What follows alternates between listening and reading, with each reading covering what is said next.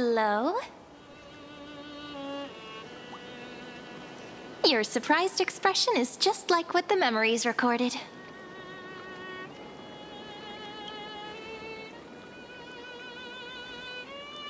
Maybe I'm both?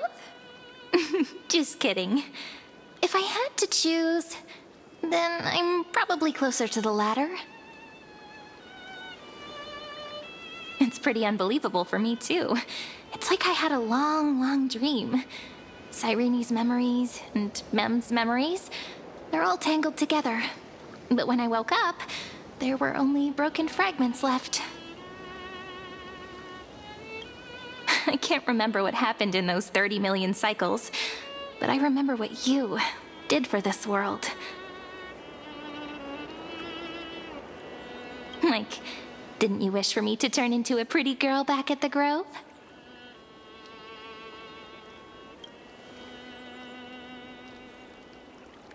Yep, isn't it amazing? It's like a seed finally grew up and became a flower. And I'm definitely as cute as a flower now. There's so much I want to say, but unfortunately, this isn't the time to reminisce.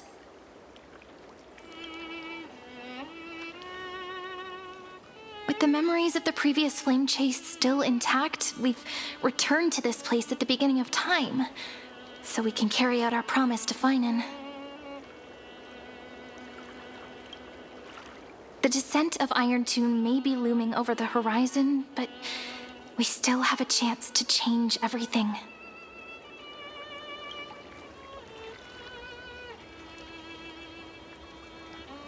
Ide Silicii is so quiet. In Cyrene's memories, she always sits alone by the lake, gently swaying on the swing, like she's waiting for someone. Yes, Finan too embarked on his journey because of this view. He then walked alone for more than 30 million cycles. Thankfully, you arrived during his long wait, friend. Is that also why Cyrene did what she did? It sounds weird, doesn't it? It's something that happened to me, but I'm talking as if I'm an observer.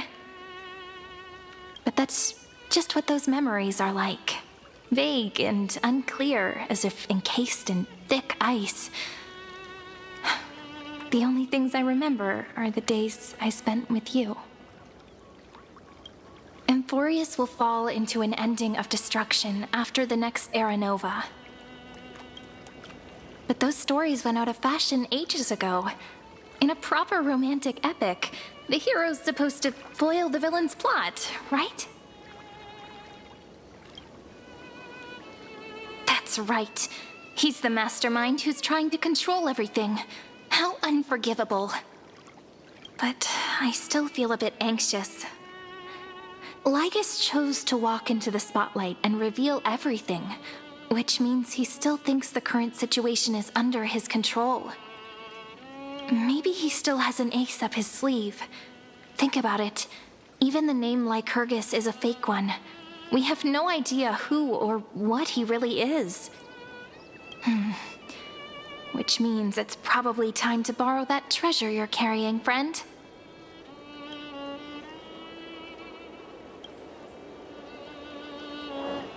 Yep, that Intellitron friend did say, when required, it can also serve as a bridge for communications between the internal and external world. Ide Silicii is a little village enclosed by time. We might be able to contact the outside world from here. Why don't we give it a try? We should at least tell our friends from beyond the sky that you're still in one piece.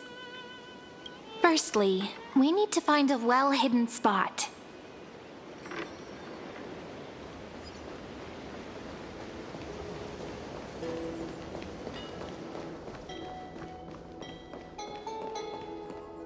It's super quiet here.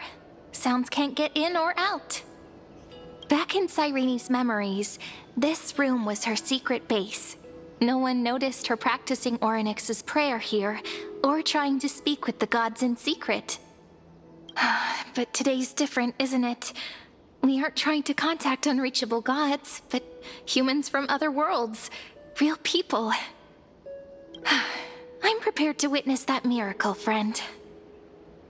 The way Cyrene talks is so similar to Mem. I have so many questions. I'm also worried about how Dawn Hung and March 7th are doing. Here's hoping the chronocognitive anchor can still function normally, because I really need answers.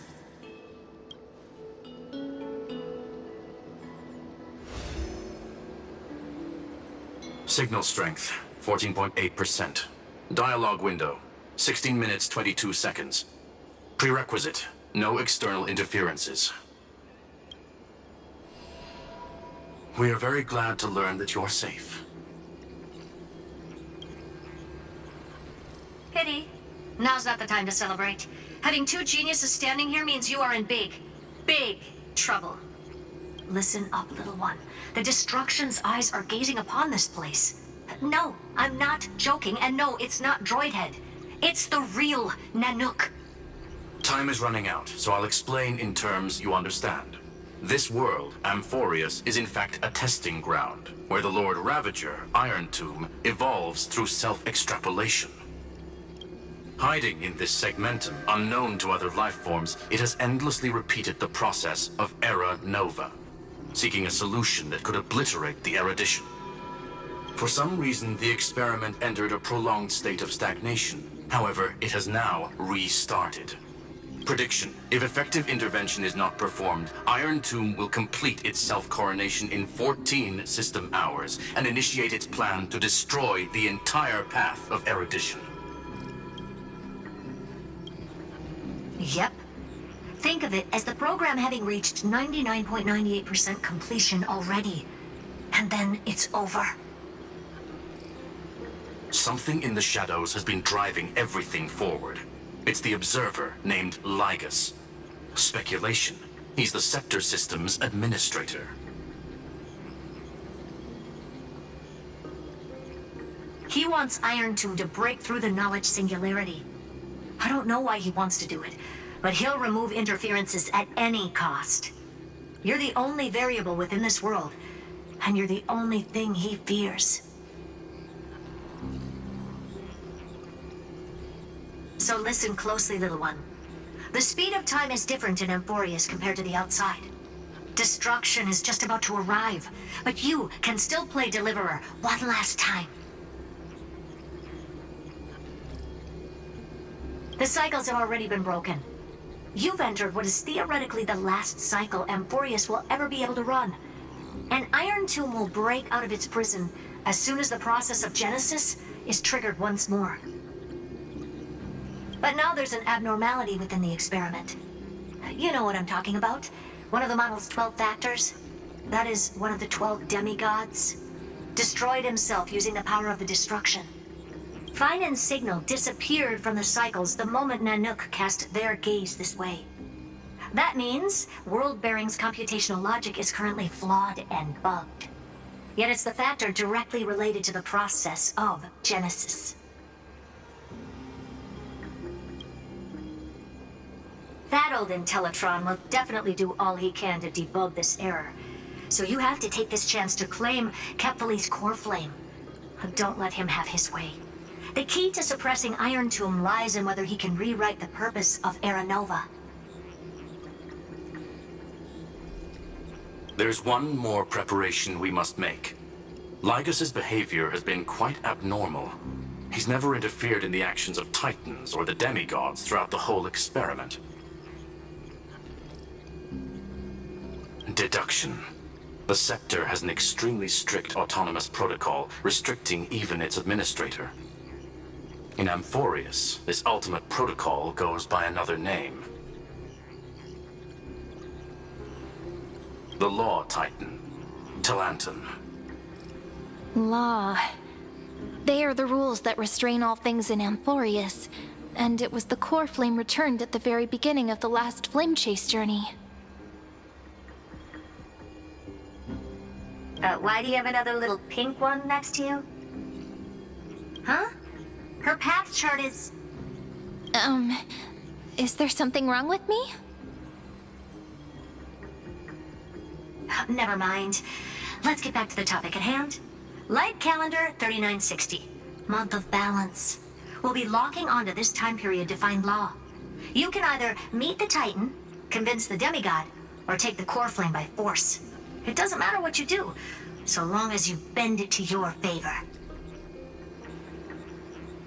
We still haven't figured out how you and Don Hung got inside this world. So influencing protocol is currently our best way to stop Lygus, or to call for more reinforcements into this fight. Once you've got law in your hands, we'll discuss our next steps. Make sure the core flame doesn't fall into enemy hands. Herta, the firewall's interference is getting closer. Time is running out. Please ask any questions you still have as soon as possible.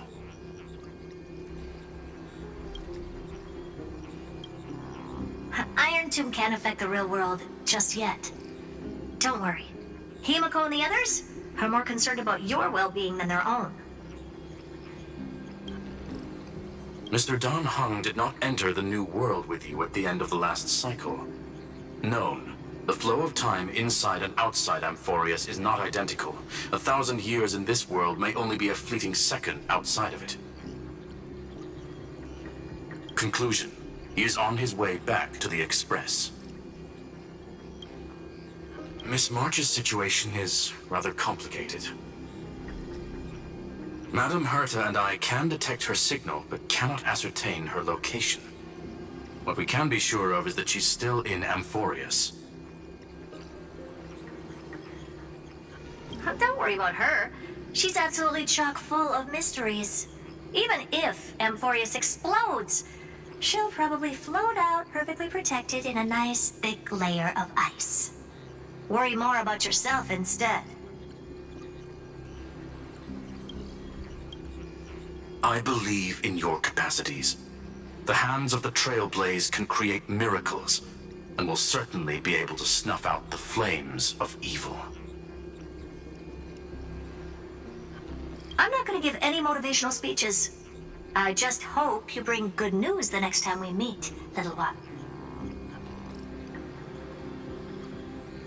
No, not little one.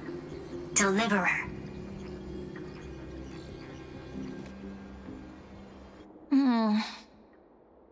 Those two geniuses certainly have memorable personalities.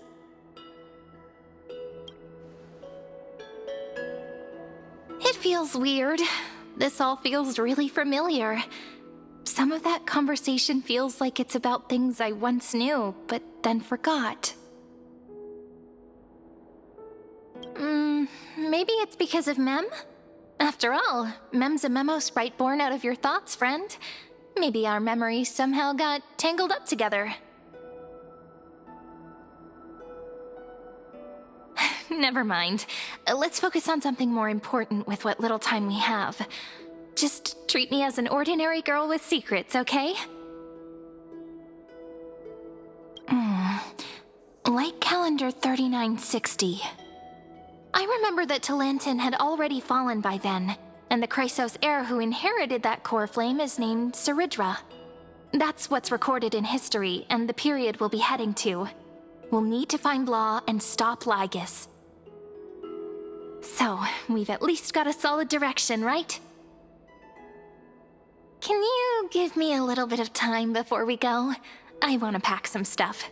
There's so much more I need to take care of in this form, and I'm still getting used to it.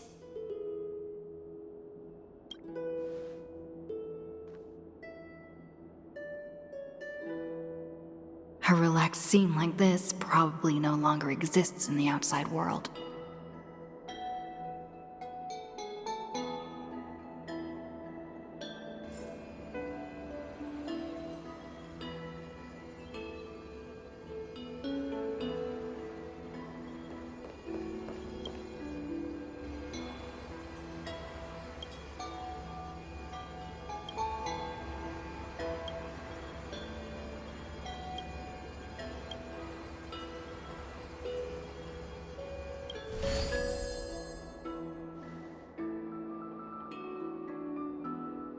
Should I head to the attic to wait for Cyrene? Or should I have one last look at Ides Elysiae?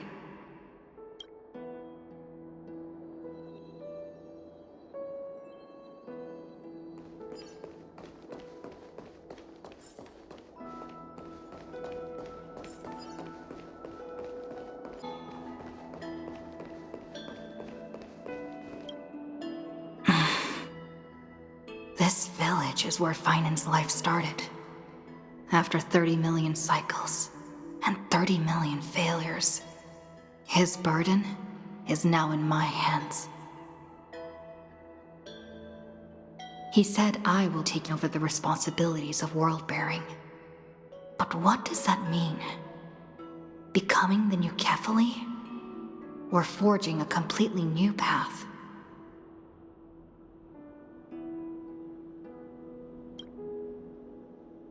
Calm down and think this through rationally.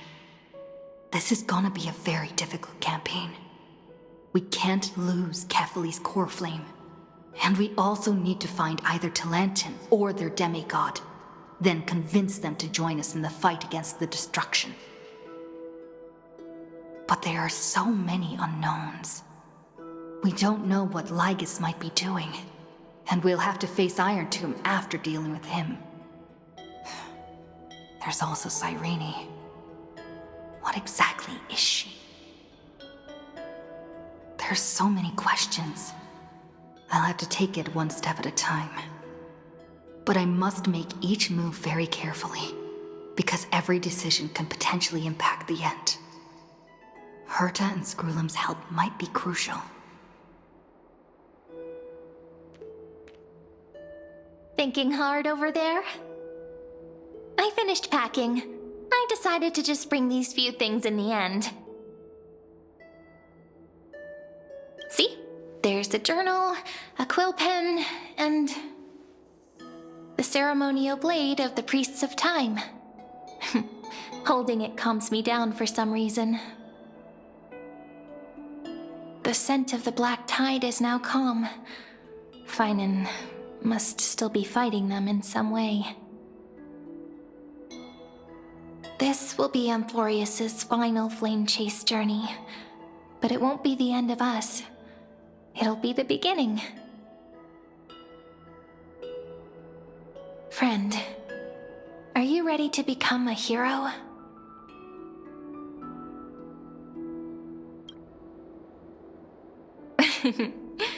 Stand with me? That does sound very nice. Why don't we take everyone with us? I believe in you, friend. We'll never be alone, no matter what awaits us.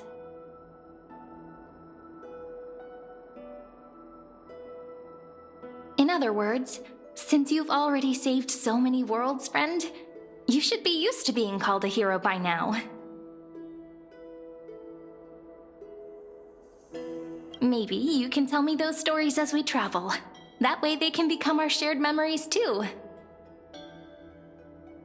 Let's trailblaze onward like before and create a future that's worth being remembered.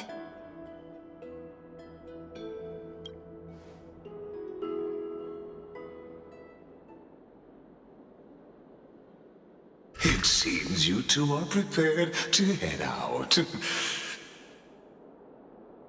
Then you should indeed treasure the view before you.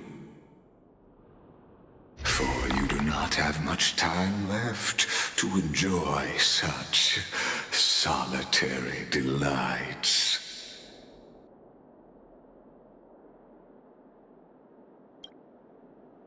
My apologies for disturbing your moment of repose. To fully express my apologies, please grace my abode with your presence. So I may demonstrate the full scope of my hospitality.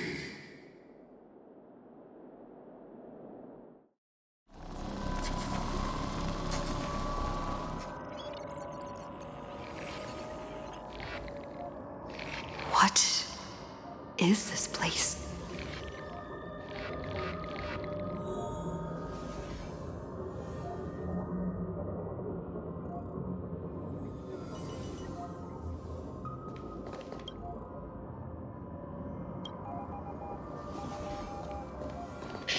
then. May we all shall bid farewell to one.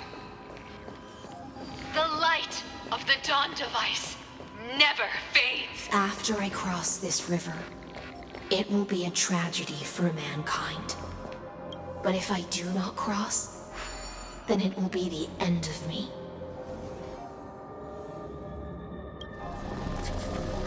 Outlier. Executing command. Record.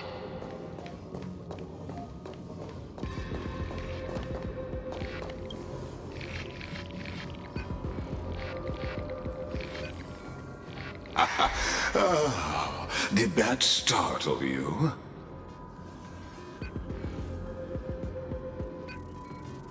This is the intersection between AMPHOREUS and the real universe. The audience seat where I observe this experiment. You can also call this location the exomyth. What you see is the true form of the eternal land and the 12 demigods after they've shed their disguise of legends. Doesn't it look marvelous? AMPHOREUS is like a microcosm of the cosmos. People love to portray the romance of the starry skies, but their tales often forget a different and far more truthful type of universe. The moment ancient Antikytherans sketched geometric shapes on the sandy beach and recorded the first numerals and symbols on parchment, the universe turned into a silent equation flowing under the pen of these relentless decoders. Erudition. It was once the mother tongue of the Creator, the pen of divinity, and the first lyrical verse ever written by free will.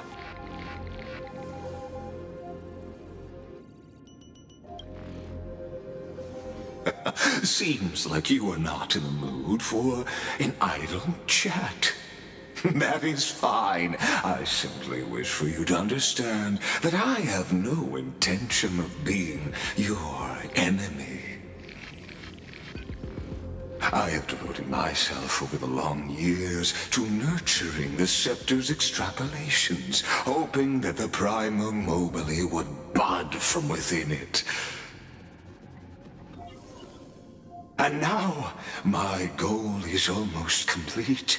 Nikos 496 had exceeded the intelligence singularity through his rage, and though he still retains his obsessive defiance and managed to suppress the black tide of this cycle, it's a matter of time before his will crumbles to dust.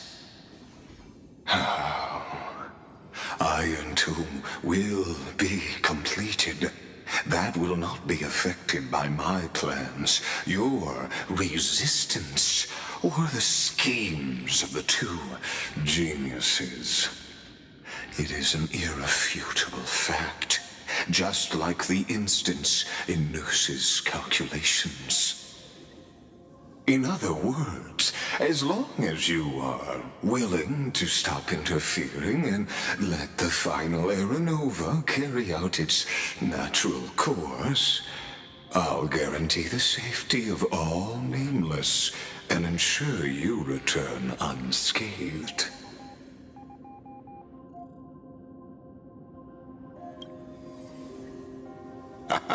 You are indeed worried about your safety and that of your companions. Rest assured, as a fellow pathstrider of this path, Nanook's gaze left a brand on your soul long ago. You harbor the seed of destruction within you. But you need to learn how to use it in the right way. That vital knowledge is also my bargaining chip in this negotiation between us. For there are few in this world who are truly capable of such a feat. And I happen to be one of them.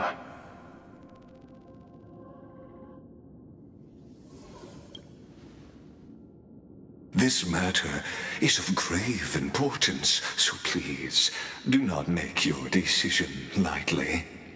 After all, the choice before you bears a 1 in 3 chance of elevating you to an unparalleled existence among the stars.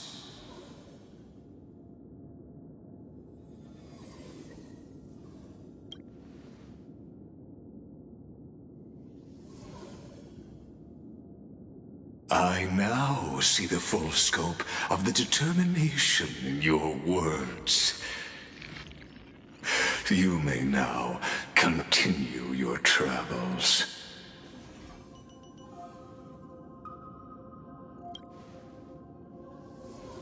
It seems you haven't realized something about this place. The exomyth is the erudition's domain. You cannot physically interact with me in any way in this place, and vice versa. As negotiations have broken down, there's no more need for us to remain in the audience's seat. Let's return to the theater called AMPHOREUS, where you will meet me once again. Of course, this meeting was not without merit. Your presence has inscribed a new footnote in the exomyth. As for its purpose, allow me to reveal it to you in detail the next time we meet.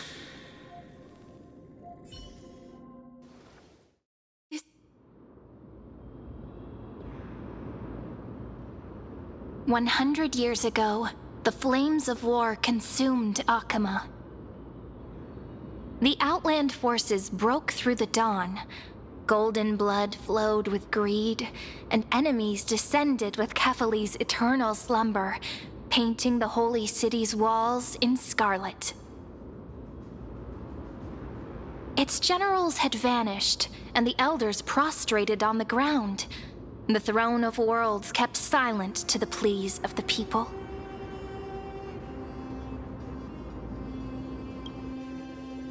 Until the heaven and earth cracked open. Not the gods answering the people's prayers, but a legion rising from the sea of blood. Dawncloud's spires fell in the sulfur rains, and the legion's commanders stood atop the broken idols and roared.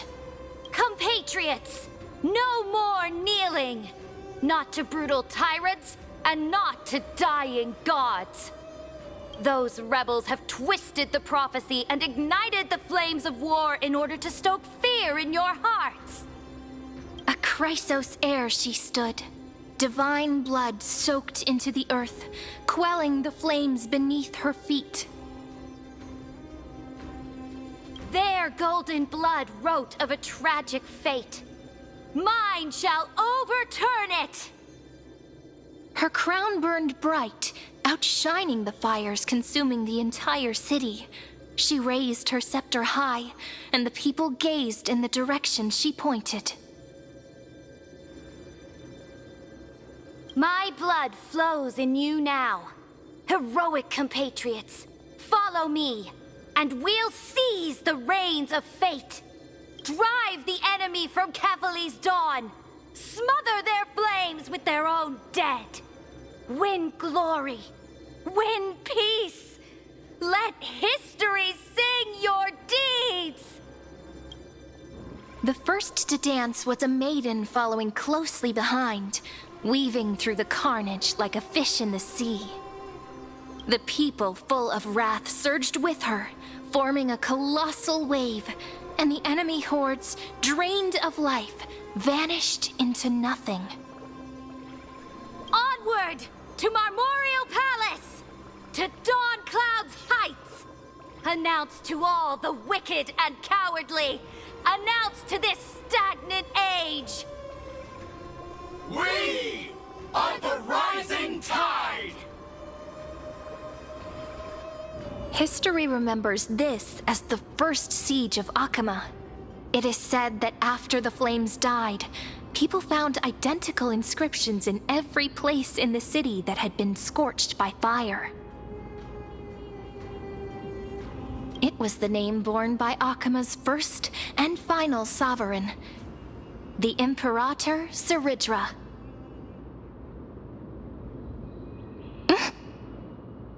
Friend, are you listening? Friend? Friend? Honestly, you were the one who insisted on reviewing history, yet here you are, dozing off? Wake up! Otherwise, I'll have to... Wake up! Otherwise... Awake at last?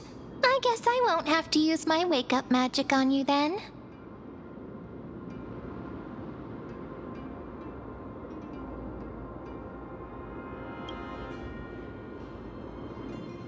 We've arrived. A familiar place. The Temple of the Three Fates. If everything went according to plan, it should be shortly after Talantin's fall. And also the end of the first Flame Chase journey. Indeed, the first Flame Chase ended with the trial of Law. We must find the demigod and gain her trust before the core flame is restored. It'll be tricky, so let's pick up our pace. To Akama first. We can learn more from the crowds there. Tyrant! You and your butchers are not welcome here. Get out!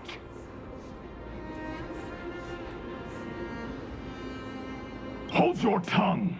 Conspiring with Kremnos and plotting rebellion are crimes punishable by death. There are multiple voices, and things seem tense. Let's not get caught up in any trouble.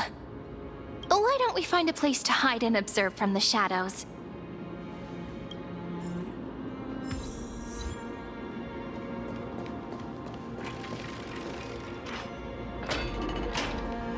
At least Kremnoans keep their faith.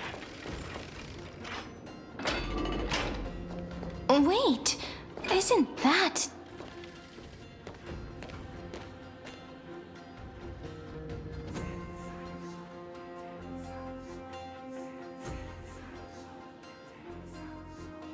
Golden-blooded defilers, perverting the prophecy and trying to slay gods.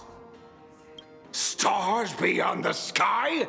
Gods who created the Titans? What kind of nonsense? Look at this broken world and see what your atrocious acts have done! What? Did he just mention the stars beyond the sky? But how is that possible? You impudent! Ducks for Goris. We're here to welcome the deliverer from beyond the sky. Stand down. Heretic! No one but the great Talantin can deliver this world from misery! I ask you, if the old laws were so perfect, why did they crumble beneath my feet? You...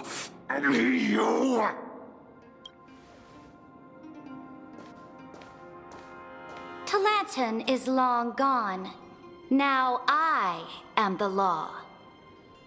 Challenge me, or submit to my judgment.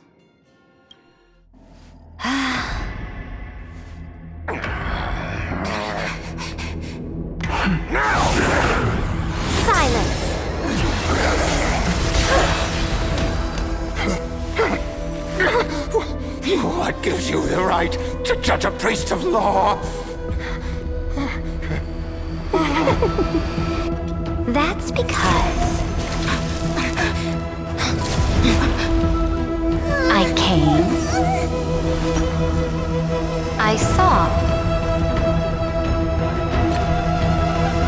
I conquered.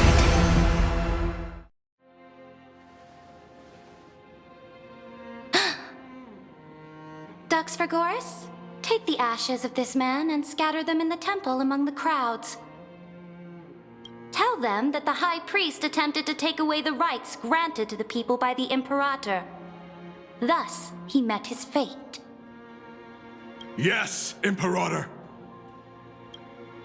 Now, these two accidental guests. Dux Gladiorum, if you please. As you command.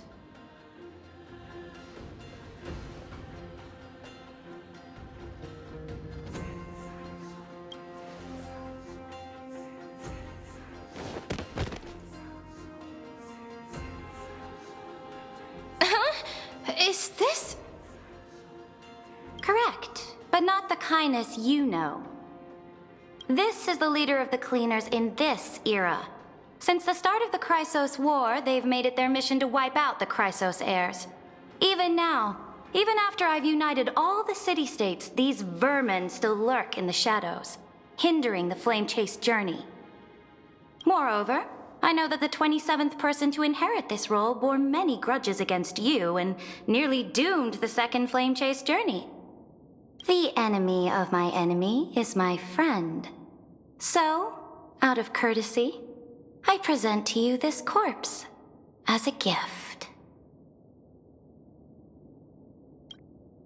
Careful. Let's wait and see what happens.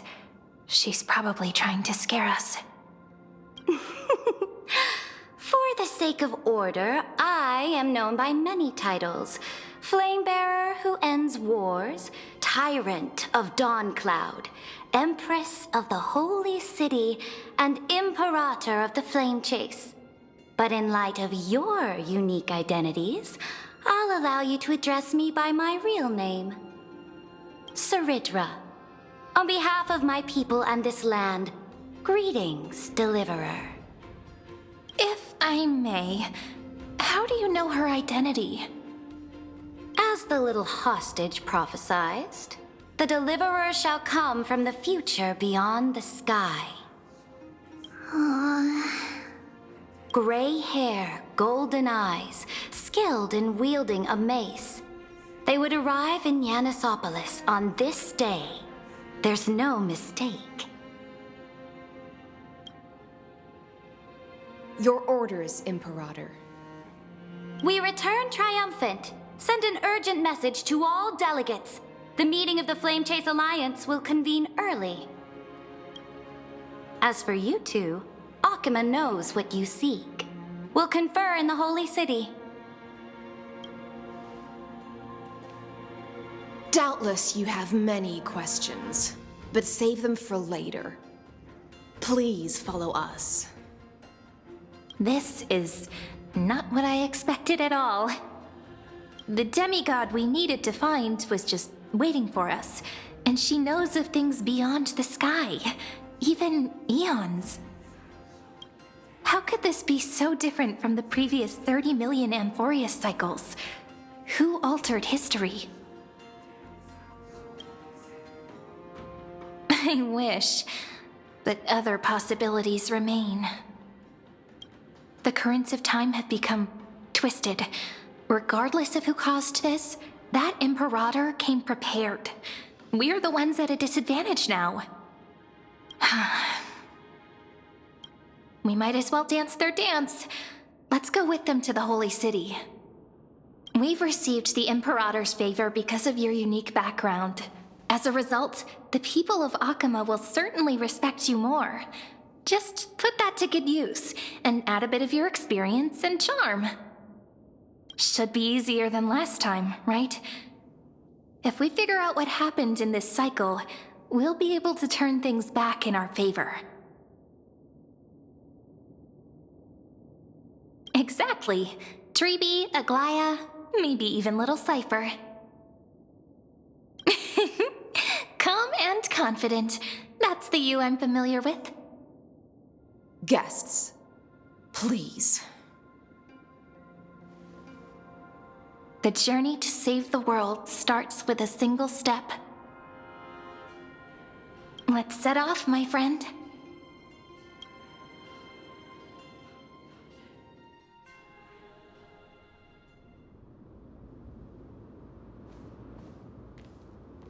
Hail to the Imperator! Hail to the Golden Heroes! Hail to the Deliverer! Told you, you're the headline act. All this spectacle is for you. Guards, your service to the Holy City is appreciated. How have things been? Castrum Kremnos once again struck the border. Dux Brumalis led her troops to repel the enemy. The agitators against the Flame Chase are still active in the city. They smashed the shops around Memorial Market. But the garrison already arrested the culprits, and now they await interrogation. They are merely a disorderly mob and do not warrant any attention. Even though Terravox personally mended the fractured earth, it still didn't silence these fools. Guests from beyond the sky, worry not about these trivial matters. Dux Gladiorum will take you somewhere to settle down for now.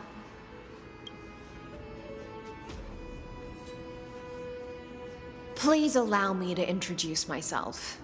My name is Hycelens, and I am the Dux Gladiorum who swears fealty to the Imperator, as well as the Knights Commander of the Achaemen Alliance. Later on, the Imperator will invite you to attend the meeting of delegates to discuss the Flame Chase journey. Your arrival has convinced us that the future promised by the prophecy is certain. Under the Imperator's command, AMPHOREUS shall break its chains and reach the world beyond the sky. With all due respect, what exactly do you know about us and what's beyond the sky? As a humble subject, I cannot freely express my own views to you. Please forgive me. I knew it wouldn't be that easy.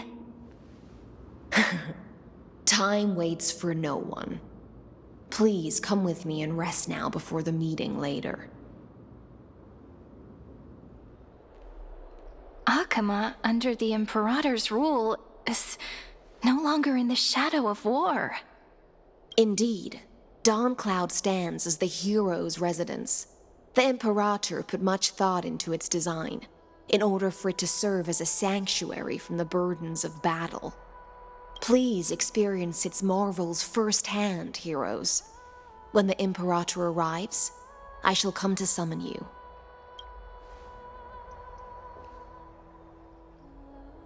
Hycelens. No wonder she's the Knights Commander. All right. We finally have some freedom to ourselves. Since there's still some time before the Alliance meeting, let's explore a bit. Look over there!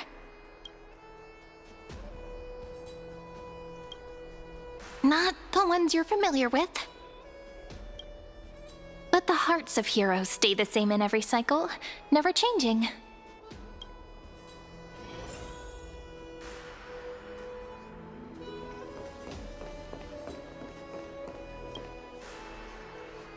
Dux Brumalis, our great Imperator, found the mastermind and executed him in public. Seeing that scoundrel burn to nothing should deter these miscreants from being so brazen again. So the great Imperator isn't afraid of getting her hands dirty? What a ridiculous display. What do you know? No matter what sins the people commit, they are still the Imperator's people, and it's only right that they be judged by the Imperator's own hand. Our distinguished trespassing guests. Seneca, the Dux Brumalis. Greetings. This Dux Brumalis doesn't seem to like the Imperator very much, but she holds a high rank. And Dux Fregoris' speech seems self-contradictory? Let me see what I can get out of them. I'm Cyrene of Ida Cilicii. This is the Deliverer Beyond the Sky.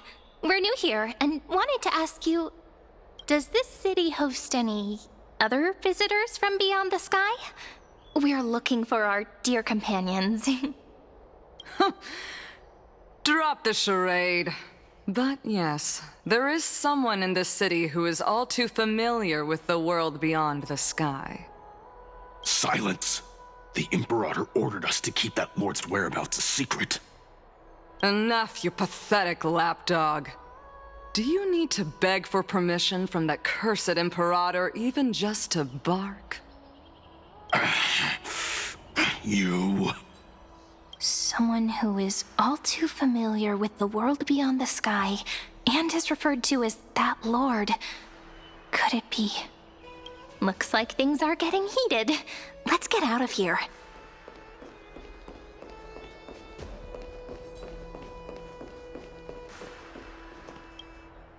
How are we supposed to talk to the heroes of deliverance? What if they're really intimidating? Virginia, don't be so nervous. Once they hear your poetry... Ah, heroes, you're already here. Greetings. I am Apollonius, the Dux Helcolithus, one of the 5 sages of the Grove of Epiphany, advisor to the Flame Chase army.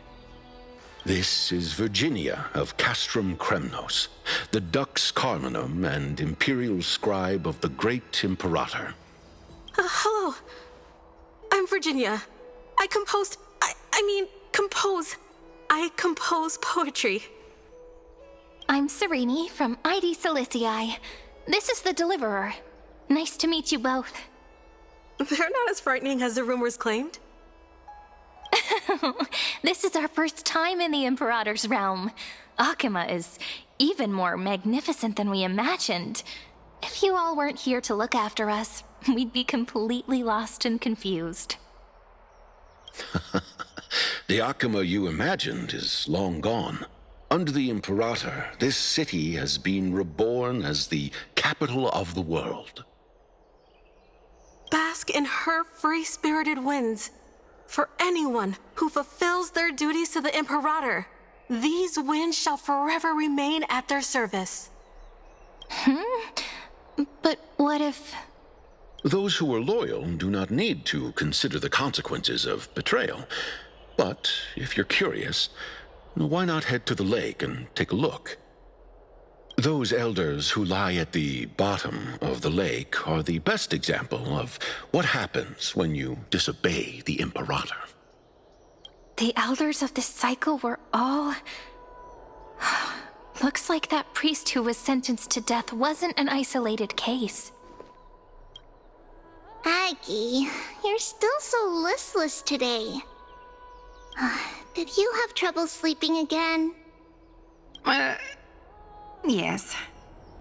We know. The Titan's prophecy haunts you. If you want, you can talk to us, just like when you were young. No matter what, we'll always remain by your side. I know.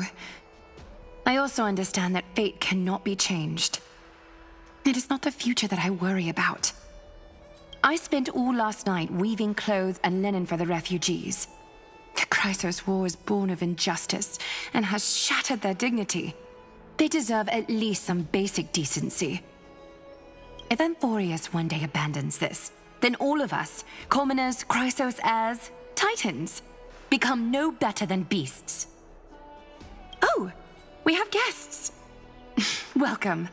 I am Aglaya, the Gold Weaver. These rags on you are not worthy of the title of Deliverer. I must prepare some proper attire for you. What is the matter? Your gaze seems somewhat unsure. Does your Aglaya differ so much from me? Greetings, Deliverer from beyond the sky. We are Trebi of Yanisopolis. It's very nice to meet you. Although, introductions are probably unnecessary. We know you've witnessed the future of the Flame Chase journey even more clearly than we have. Witness the future of the Flame Chase journey? The prophecy also told you about that? Indeed. Orynyx reshaped AMPHOREUS through the prophecy. Although, regarding the Deliverer, there were not many details beyond your appearance and the time of your arrival. So, please, don't worry. Feel free to relax and relax some more. It was Orynyx who told mankind that the Deliverer from beyond the sky would descend upon AMPHOREUS. More crucially, they revealed a future entirely different from the Aranova. Though we still must challenge the gods, in the Time Titan's prophecy, this path leads not to a new world, but to the true starry skies. This is also what the Great Imperator has been striving for all her life. Your arrival further confirms everything. This can't be real. Even you find this surprising? Fate really is unpredictable. Perhaps the upcoming meeting will hold even more surprises. The elders of this cycle were all... Looks like that priest who was sentenced to death wasn't an isolated case. Little fish from beyond the sky. Did you rest well? The Imperator and the delegates are about to arrive. If you are ready, please follow me to the meeting. Then come. The Imperator reserved seats for you. I'm starting to feel a bit nervous about the meeting. Since Saridra is presiding over the meeting, it'll be a good opportunity to learn about the law's inclinations and the current era. Let's keep our ears open, okay?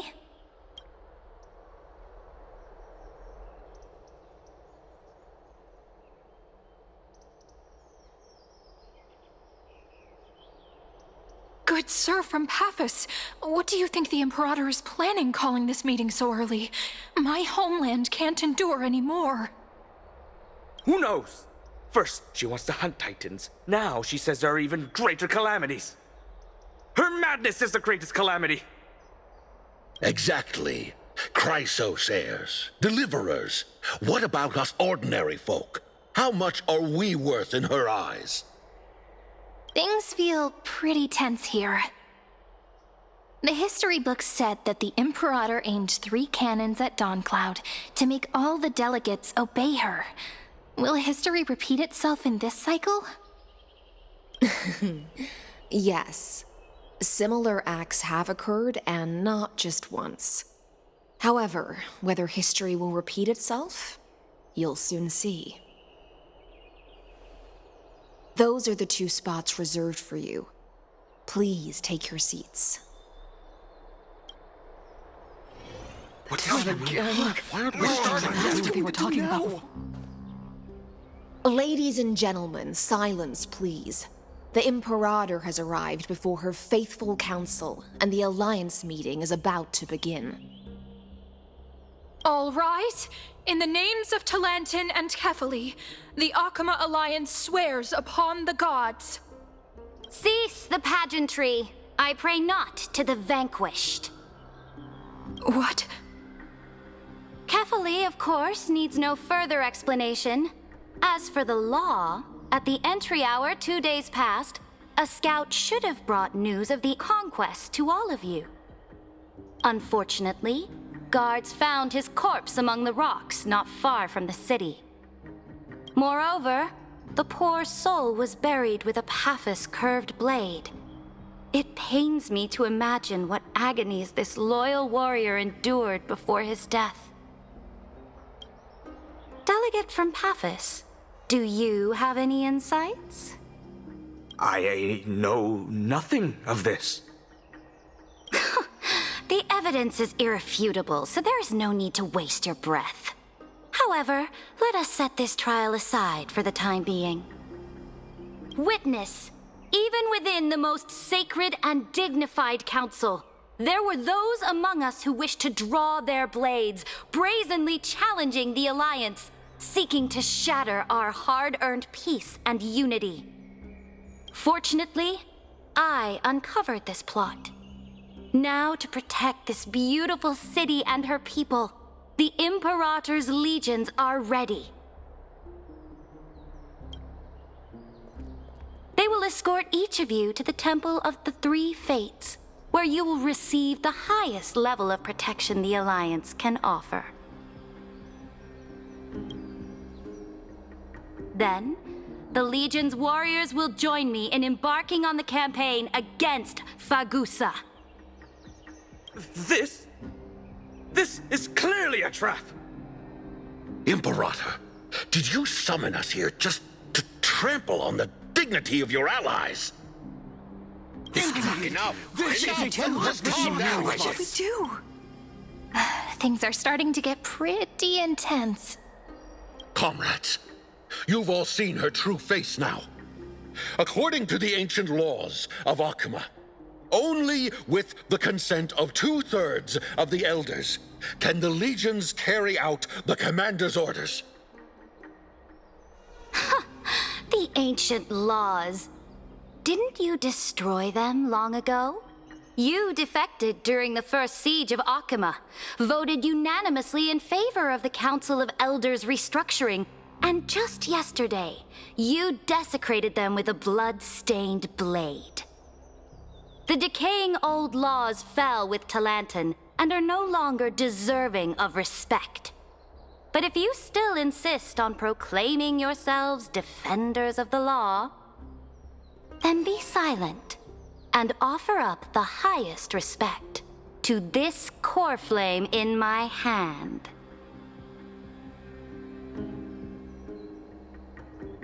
That really is the core flame of law in her hand. Since there are no objections, then the original agenda of this meeting, the campaign against Fagusa, is hereby passed. The Flame Chase Army's hunt for the Ocean Titan begins today. In order to prepare for war, all allied city-states must surrender command of their militaries and pay all war taxes by the end of the month of Evernight. At this moment, I would also like to introduce to everyone the newest honored guest to join our alliance. The Deliverer, revealed in the prophecy of time, has descended from beyond the sky. With her aid, we shall shatter the chalice of plenty and return Fagusa's core flame to the holy city! Absurd. Simply absurd. A deliverer from beyond the sky. This is just like that prophecy about slaying gods. It's a lie you've used to grow your power. Ladon has already sacrificed countless soldiers, and now you want me to send even more of my brothers and sisters to be used and discarded by a tyrant?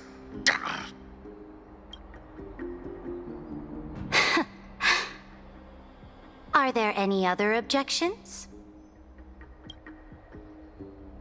Then I bid you all farewell. Meeting adjourned. Deliverer, please wait. I still have important matters to discuss with the two of you.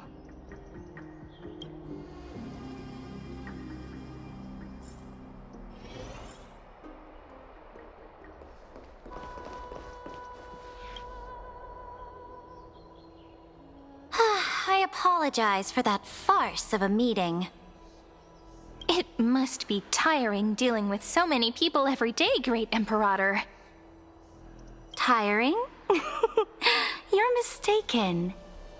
Moving chess pieces, placing wagers. This game of strategy adds a dash of color to our heavy fates, much like how rule and conquest are always accompanied by sacrifice. Is the war with the Titans also part of that sacrifice? After I glimpsed the secrets of this world, no, the secrets beyond the sky, The divine authority of AMPHOREUS no longer held any significance. Let me ask you, Deliverer, is it true that beyond AMPHOREUS' sky, there are magnificent deities called eons? Ah. The word fact has never been so intoxicating. Then, please tell me more. How will you use this great power to guide the people? In the future you envision, where will our flame-chased journey lead? Oh? What you require now is the power of law? Exactly! Just as the prophecy foretold, she is your deliverer from beyond the sky, and she also has reliable allies. If they can intervene in AMPHOREUS' laws, we may have a chance to alter this world's impending fate and reverse its destined end.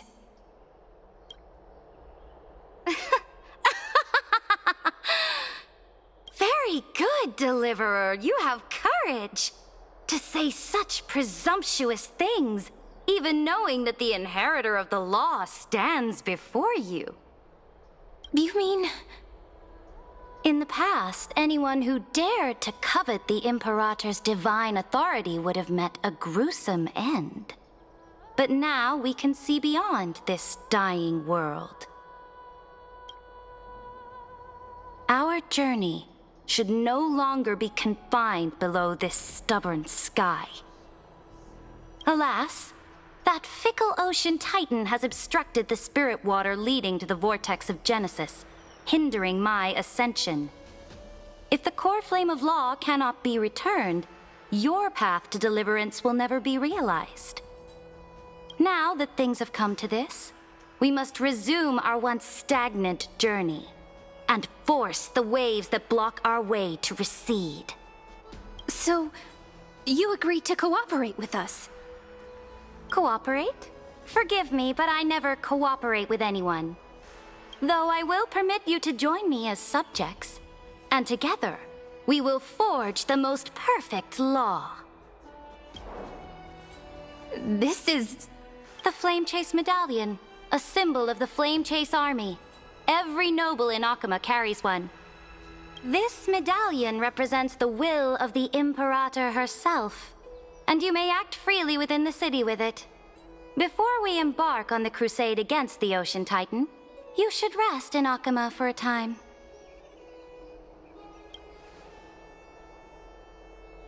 Oh? Your advice is acknowledged. From this moment on, prove yourself through your actions. As long as no boundaries are crossed, I fully respect the choices of my subjects. May your journey reach that sky full of stars, Great Imperator. Your attendant certainly knows how to curry favor. Go now. Take a bath first. You two... reek of seawater.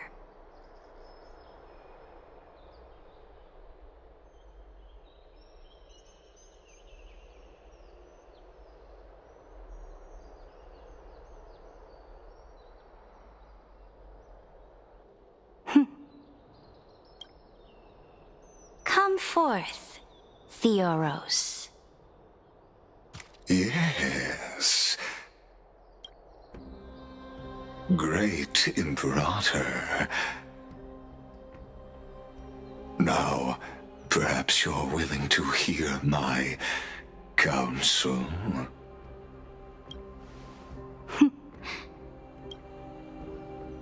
Those two arrived just as Orynyx described, and just as you said, they showed a thirst for law.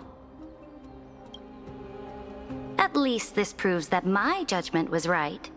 Sparing your life was the correct decision. You've once again confirmed that your wisdom is no empty boast. Now another choice lies before you. With whom shall you ally to tip the scales of law? Me? Or that deliverer?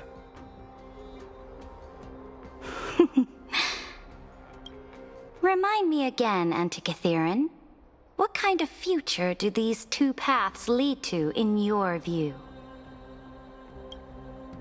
I shall tell you. You are entitled to know that the Deliverer from beyond the sky is not a wholly wicked being, but from the very start, her stance has been completely at odds with AMPHOREUS. The road they have chosen will bury AMPHOREUS' grand aspirations. This world which follows the path of destruction will inevitably stray far from the glory it was meant to enjoy.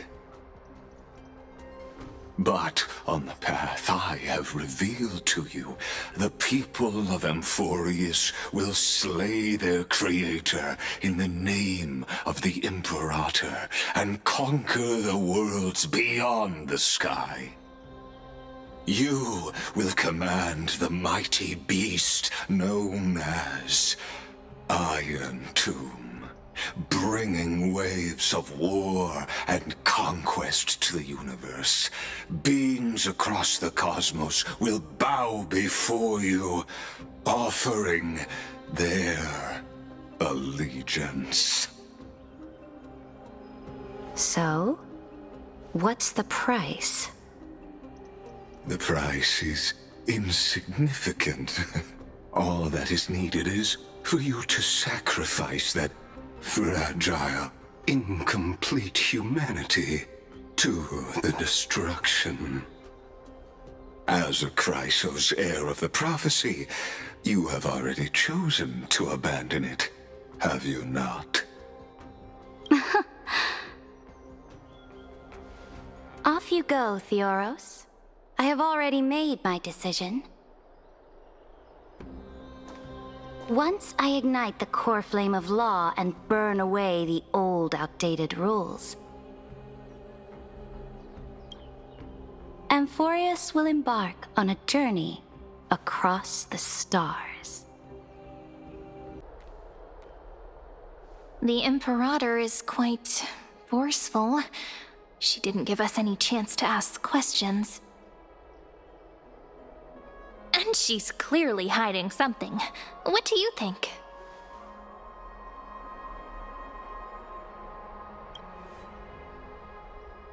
Looks like we're on the same wavelength. The atmosphere in Akama, it's so unfamiliar. And it's not just the Flame Chase Alliance talking about the world beyond the sky, but the whole city. We should also discuss our findings with our friends from beyond the sky. Then...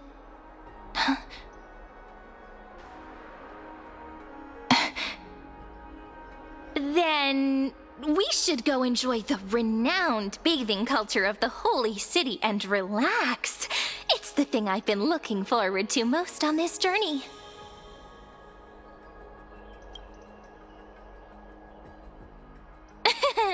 Work and rest are both important. You see, everyone agrees, right? So someone's watching. Can't let our guard down for a second. Let's use taking a bath as an excuse to find a quiet corner to update Madame Herta and Screwlum on our progress. We can also check out what's happening in the city. Since the outcome of the meeting was just announced, people must be gossiping.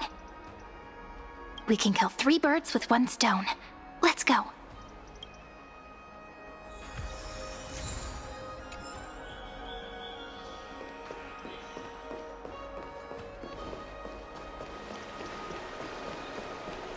Oh, so many people! The holy city is so live. Did you hear? At the Alliance meeting, the delegate from Leyden stormed out in anger.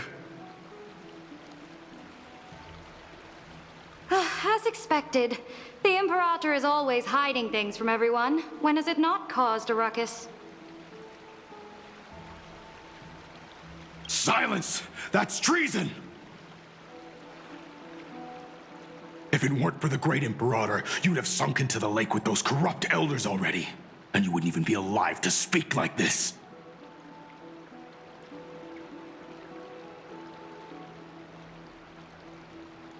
Oh no.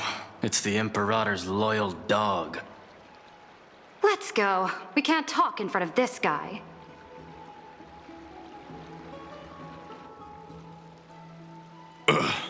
How disappointing.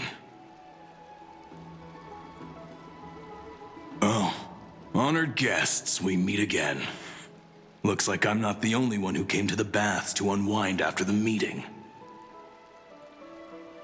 For the upcoming campaign, please make sure to rest well. I am Dux Fregoris, a trusted officer of the great Imperator, willing to fight alongside the Deliverer in the coming battles. Ugh. Another war? Ever since the Imperator took control of Akuma, we haven't had a day of peace. Idle chatter. The atmosphere is a bit tense, with rumors flying around the city. You must be troubled. My apologies. After every Alliance meeting, there are always some pests in the city who get restless. I prefer to ignore them. Pests on the ground don't affect the sky in the slightest. They just complain from the shadows that the sun's light is too harsh.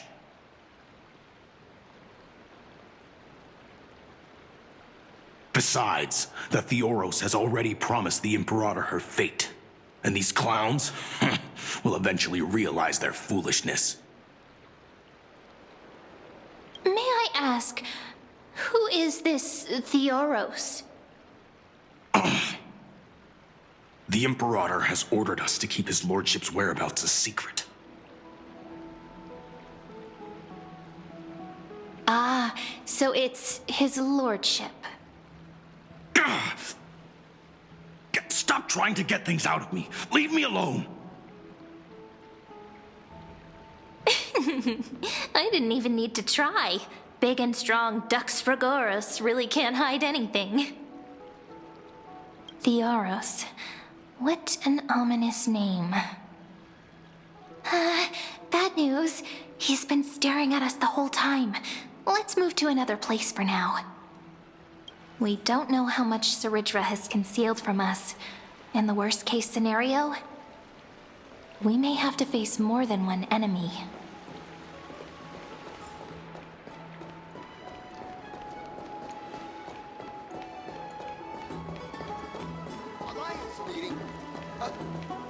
Alliance meeting?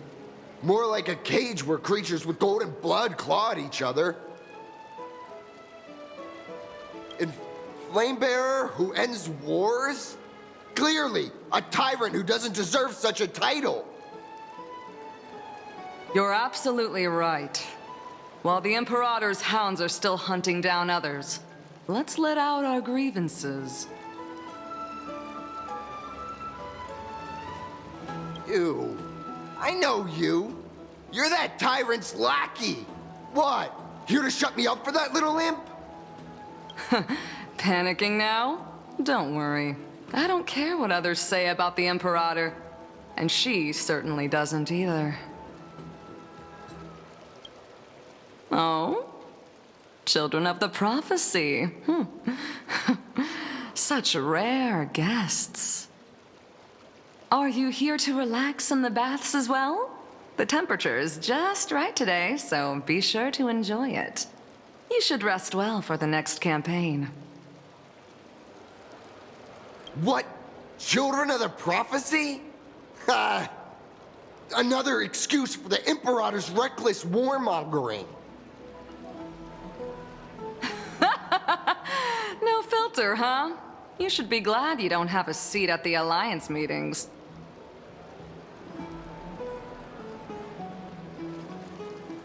By the way, if you still want to bathe, hurry up.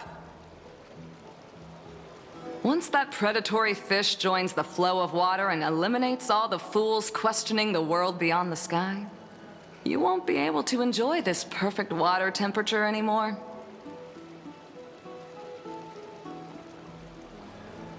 Seems like there's more to Dux Brumalis's words than meets the eye. But would the Imperator actually kill those who question the world beyond the sky? This is the complete opposite from what we know of Akama.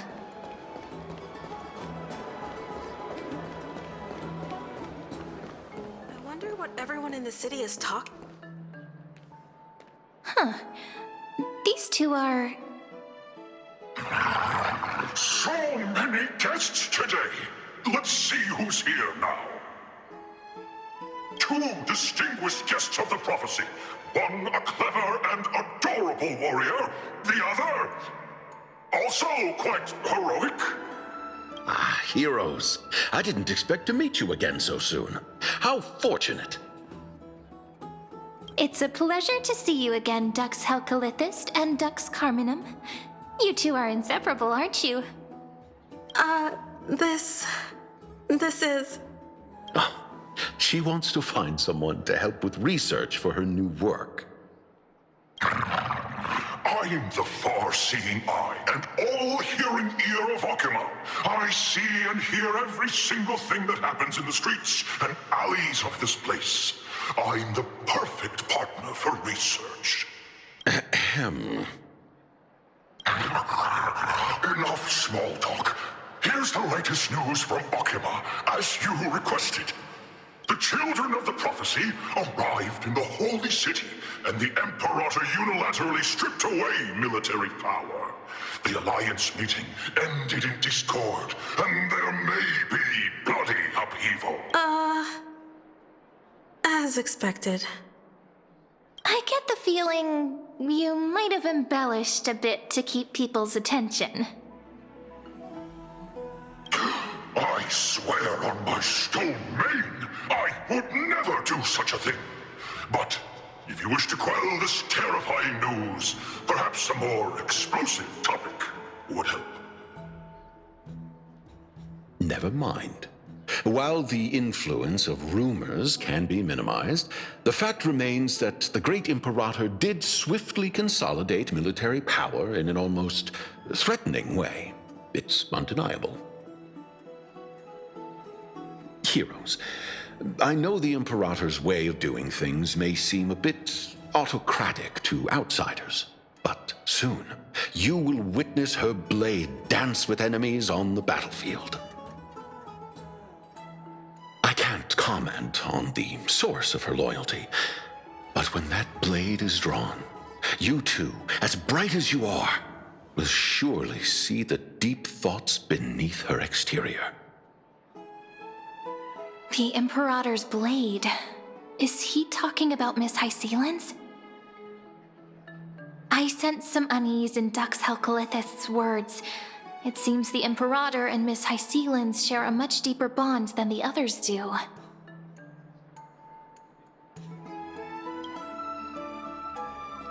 There are eyes and ears everywhere. Is there any place where we can have some privacy? To understand the Imperator's secrets, we have to get past Miss Hysealin's.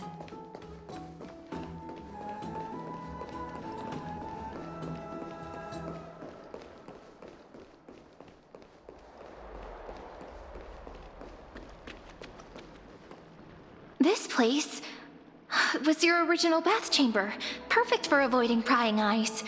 I wonder if anyone is using it now. Huh? The smell is... Wait, don't go in yet! Who's there? Oh, the little gray fry in pink sea hair. Little sea hair? You barged into here without warning. Was it an accident, or did you wish to bathe with me? Is that so? That your eyes shine brighter than pearls? Sorry, we didn't mean to disturb your bath. We'll leave now. It's no big deal. There's no need to panic. This is the natural state for me. People on land force themselves to wear clothes, adding unnecessary constraints. Forget it. If Duck's Goldweaver heard that, she'd scold me again. All right. Please make yourselves comfortable and wait a moment. Let me first wash off the blood of the hunt, and then I'll attend to you two. Ah! The delegate from Ladon has been assassinated! Quick! Quick, someone come quick! Ah, the broken crab shell surfaces. I was worried it had been washed away by the current.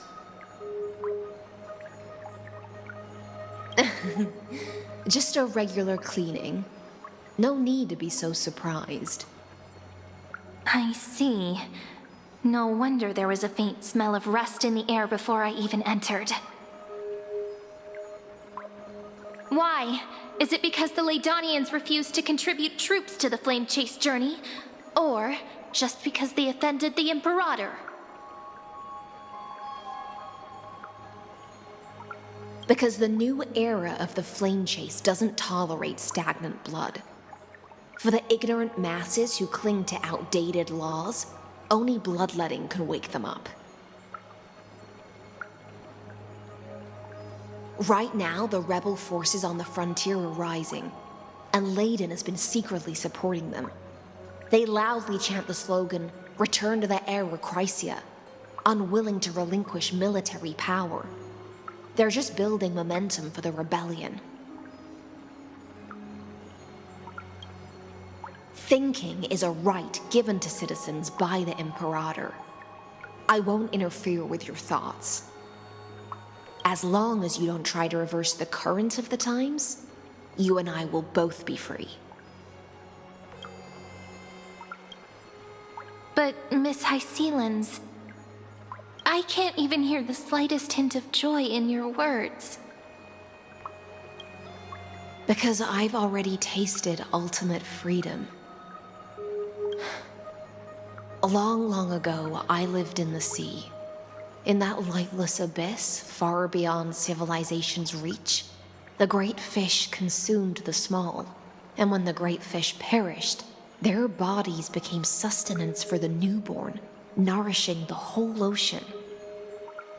This is the tide that carries civilization forward. Anyone may be devoured, or meet the fate of inevitable decay. Are you suggesting that ultimate freedom is in fact the cruelest fate for life? I only mean that if life wishes to preserve its dignity, it must first be bound by the law. There's no need for me to say more, little sea hare. We're of one mind. Whether the Imperator's law can guide the schools of fish and lead us to a truly free ocean, let us wait and see. But for now, let's pause this heart-to-heart. Another fish has come, following the scent of blood.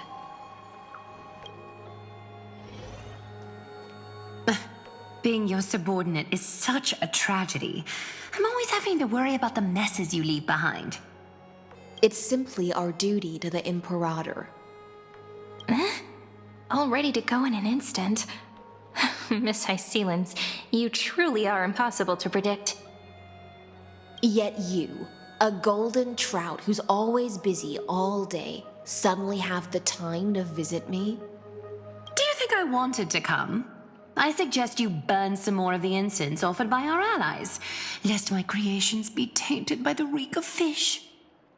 I'm only here on the Imperator's behalf to remind you to prepare for the banquet. Fine. But I must retort. What you call the reek of fish, to me, is the unique fragrance of the sea. Besides, if my fine clothes get stained, won't you just gift me new ones? I won't.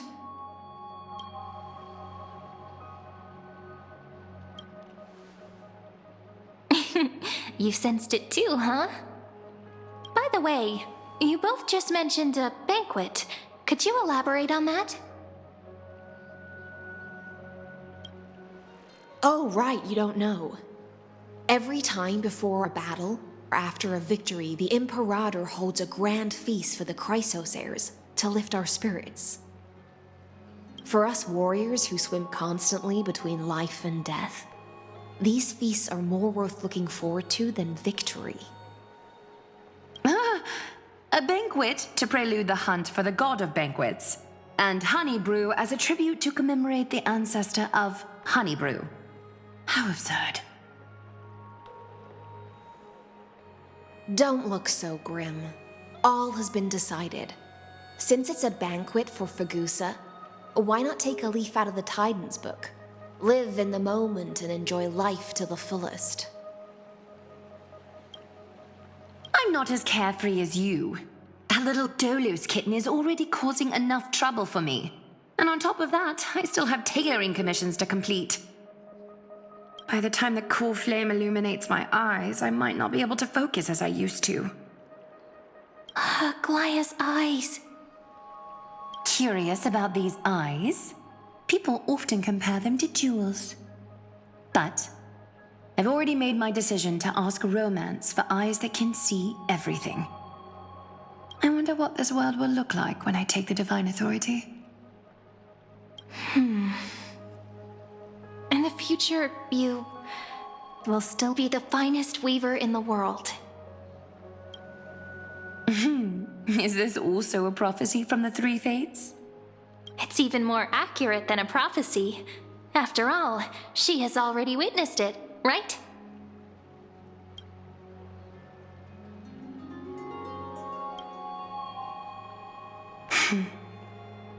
Become a demigod and lose your humanity. That is the only reply I've received in the countless times I've sought wisdom from the prophecy. But Destiny's fragments are like stitches. Before they're threaded into splendid garments, no one can see their true charm, can they?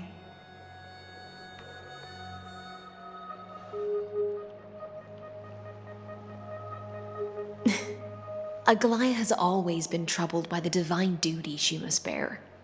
But thanks to you, she seems to be in much better spirits. Just as she knows how the spinning wheel trembles, I can sense the smallest changes in the damp air. As for whether we know each other well, I've swum beside her since she was a child. Most of the time, I can understand the whispers in her heart. For those words she was too shy to say herself, I'll raise a glass to you on her behalf. Now, I leave this bath chamber to you. Rest well and prepare yourselves. After all, every time we drink and talk could be the last celebration we have in this life. Miss High Sealance has given us the bath chamber. It seems she really does do whatever she wants. Yeah, in the future. But for now, we're at the mercy of the host, and she could return at any moment. If we're having an important discussion, we must remain vigilant. So, let's seize the opportunity and report our current progress. We don't want to keep everyone beyond the sky waiting.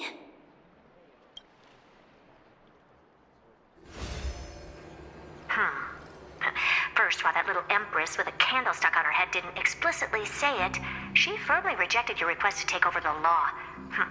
Fair enough. Second, Lygus is indeed in this timeline, but since he's somehow connected to that little empress, you have no way to find him. As expected.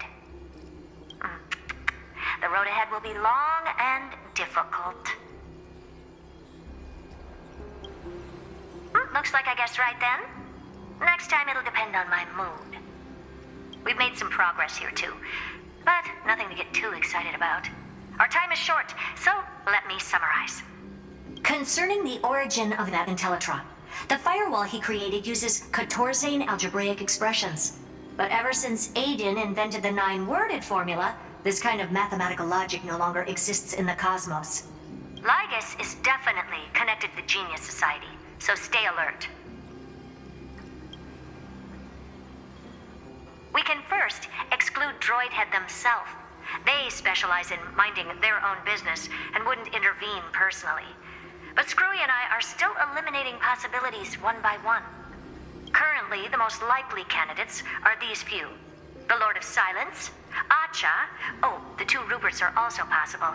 But it would be too boring if it were one of them. We also have the same suspicions for now. But further verification is needed. That's all I have to say. We'll depend on you to continue pushing things forward within this world. Keep in touch regularly. And remember, don't let your guard down. Madame Herta is a real whirlwind. Well then, let's use the banquet Aglaya mentioned as our next starting point. Ceridra's trusted followers should all be present at that time. It'll be a good opportunity to get closer to them. It's settled then. With our great teamwork, we'll be able to deal with anything that comes our way. It's been a long day. We should get some rest now. Yes, let's get ready for the banquet.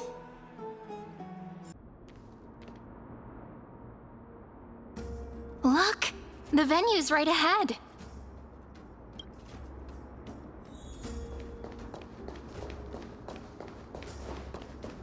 And I can even hear singing. It feels so romantic. Honored guests, wait here for a moment. You must surrender any personal belongings you have on you before entering the venue. This hero always brings down the vibe whenever he shows up. The Imperator's elevated position means she must always remain meticulous and careful. Please do as I say, guests. It would avoid any unnecessary misunderstandings. I get that you don't want people to bring outside food into the banquet, but is it really necessary to confiscate the books and quill pens? Even a quill pen can become a deadly weapon in the right hands. I'm asking for all your items. All, Miss Cyrene. Your belongings will remain safe. They will be looked after appropriately by dedicated staff. Looked after appropriately? Dedicated staff?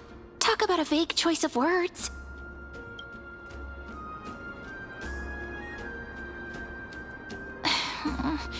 It seems like he's aiming specifically for the chronocognitive anchor.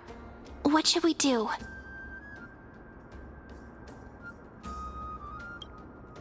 My gut feeling, huh? Why don't we go with their plan and hand over the chronocognitive anchor to be looked after? After all, if the little Imperator is paying this much attention to you, she probably already knows all about our whispered conversation with the geniuses. I can pretty much guess what'll happen next. But that's actually gonna be our shortcut, right? Guests. All right, we'll listen to you. Here you go. Also, please pass on a message to the Imperator from us. She can trust my friend, anywhere, anytime. Thank you for your cooperation. The Imperator has some urgent business she needs to attend to and will arrive shortly. Why don't you head in with the other guests first and enjoy the feast? Isn't Ceridra supposed to be the focus of the banquet? But she's not even here. Why is it so difficult to talk to her? Is there anything else we can help you with, dear guests? Or do you want me to recount the great Imperator's heroic deeds? Hey, Labinas. I managed to get some honey brew that the scholars hid in the cellar. Wanna try it? This banquet has a never-ending flow of honey brew. You're welcome to try it and see whether our drinks are as good as those from beyond the sky. Thank you for the offer, but we're more interested in knowing when the Imperator will be back. The Imperator? Who knows? Maybe she's hiding somewhere, thinking up weird ideas again. If you ask me, she's never treated us soldiers properly, even though we put our necks on the line for her. Hey, I can't pretend I didn't hear that, Seneca. Either retract your statement or duel me.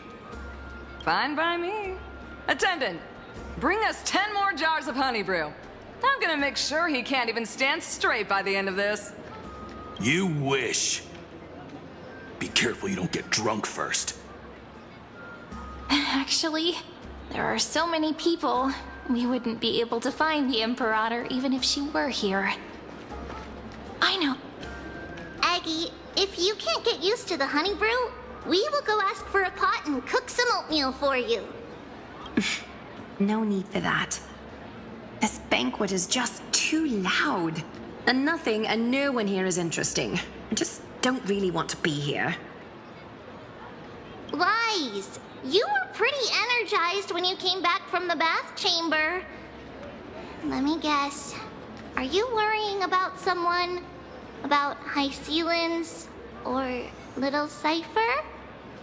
You take everything too seriously.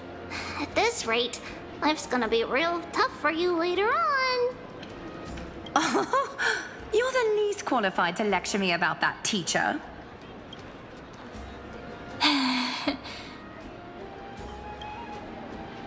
Dear guests, are you here for us? I mean, are you here for Treaty or Aggie? No. I'm just wondering whether you've seen the Imperator. The Imperator? No, we haven't. Our sovereign has always acted however she pleases. Though she gave us ranks, she'd never tell anyone her whereabouts. Perhaps the only thing she tolerates are chess pieces. And the sky reflected upon her crown. I see. Why do you two look so distressed? That's not what the Deliverer should look like. Why don't we have a toast? While we still have time for pleasure. Here. To the destinies and sacrifices of the next millennium. Then we will toast to the tomorrow that will set fate free. Cheers.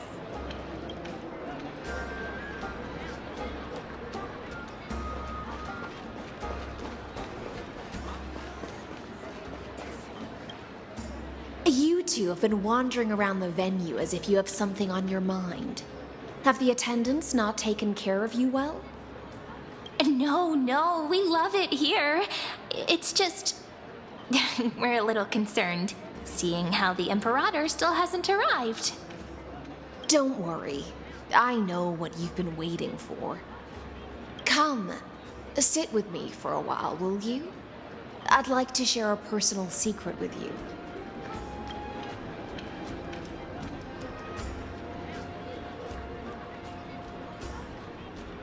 See here? This is Fagusa's dew of divine blood, the sweetest of all the 12 bottles. On the night before such a historical event, I'd like to share this marvelous drink with the Deliverer. Doesn't this count as bringing in outside food? I knew that security check was targeted at us. What's the matter, guests? Oh, we're simply overwhelmed by such an honor. Are you worried that I might have poisoned the dew? Well then, let me prove my innocence.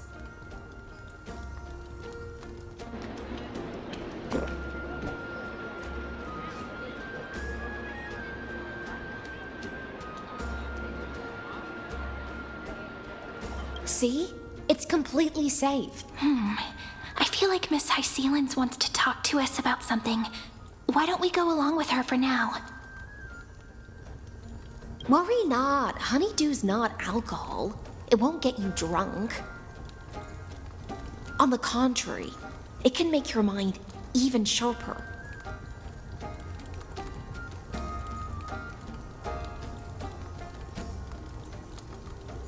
Please, have a taste. Would you like some too, little Sierra? I can drink it myself.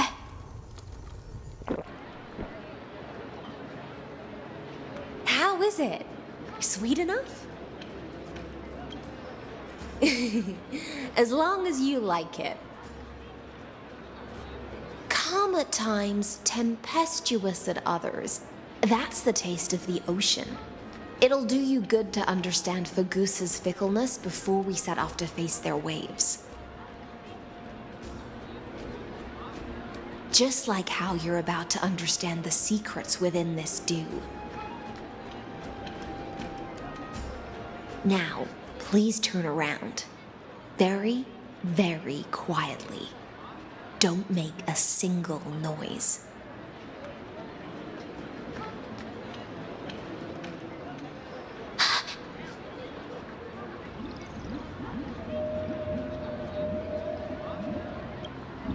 The dew of other gods all intoxicate humans, but the god of banquets dew is an antidote that can awaken humans from a sea siren's enchanting song. Since the start of this banquet, all the guests have been under the spell of my song. None of them can see the Imperator and that V3.5. But you two, I wish for you to see the truth. Is this also what the Imperator wants? This is my personal request. I can't bring myself to trust that V3.5. The Flame Chase army changed after he descended with Orynyx's divination and brought the prophecy of the stars to Akama. His seductive whispers harbor something malicious within, and will ensnare those of us blinded by ambition. You are the deliverers of the prophecy, and know about him far more than I do. Perhaps only you can find traces of the truth from his actions and words. Then we can show the Imperator the right path forward. Oh, but isn't this acting behind her back? AMPHOREUS has become far too weak. Even heroic actions protecting her from harm must be conducted under the water's surface. I am the Imperator's blade, and I must clear the way for her while remaining concealed in the torrents. Then, ensure I'm pointing my sword towards the true enemy. Can you promise me something, Miss Hycelens? Ask away. My friend has in fact come here to stop that villain's evil scheme. Our goals are aligned. But as to the decision the Imperator must make, she has no wish to transgress her authority. We just want to tell her everything we know.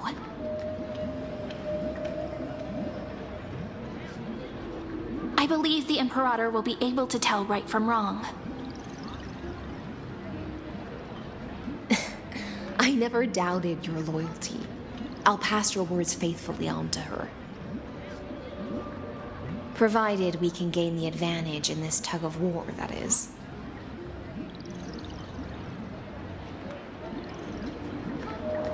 Now, return to the feast. Bring this cup with you and keep your distance. Pretend you are still immersed in the sea siren's fantasia. And I'll control the moisture in the air. That way, you'll be able to listen to sounds from afar as if you were a whale of the depths and hear every word of their conversation. I wish you a victory in this first skirmish. It's the exciting and thrilling undercover part of the adventure.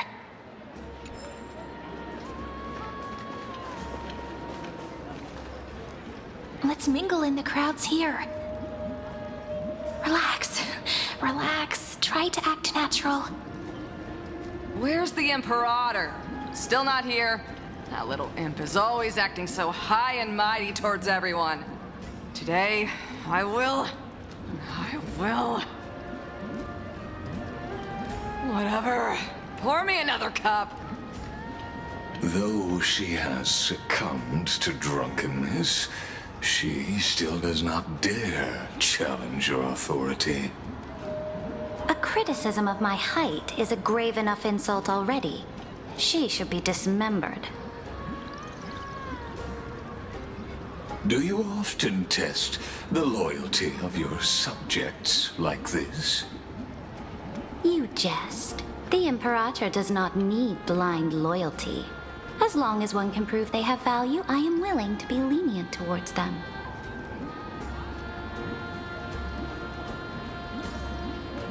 Let's cut to the chase, Theoros. If I pass the trial and grasp this world's law in my hands, what will you do then? The answer is simple. I will connect AMPHOREUS with the stars.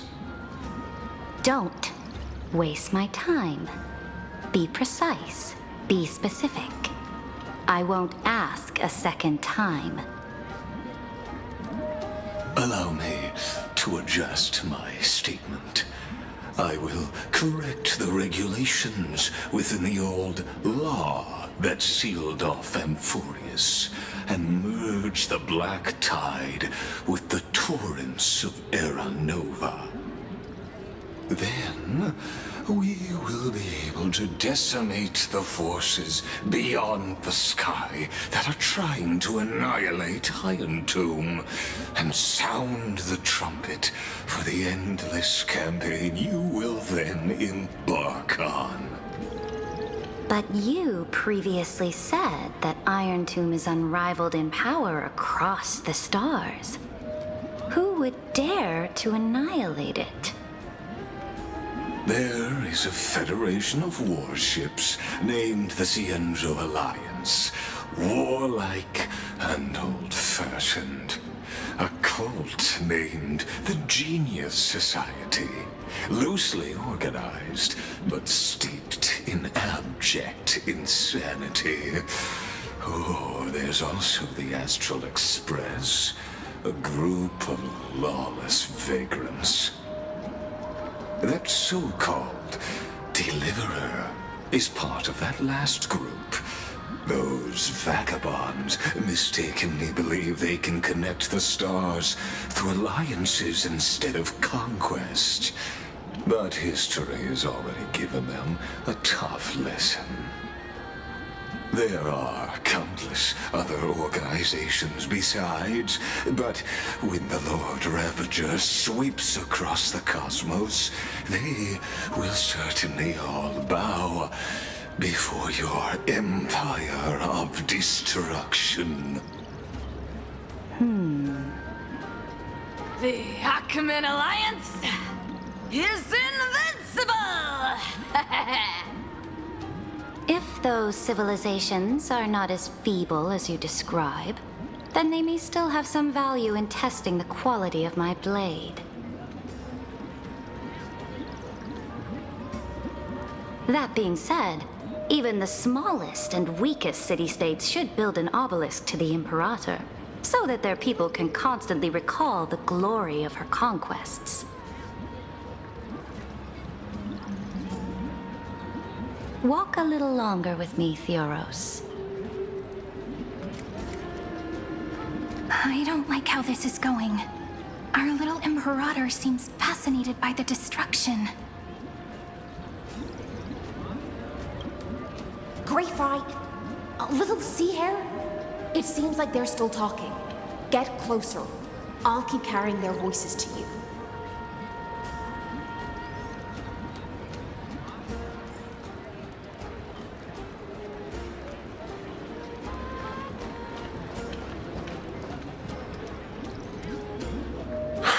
What a difficult situation. No matter how we position our forces, this battle against Fagusa will result in many casualties. That's not something you or I should consider. The Imperator has already placed the chess pieces. We just need to fight for her until our last breath. How astonishing. the commanders under you have such different personalities, yet they share the same loyalty.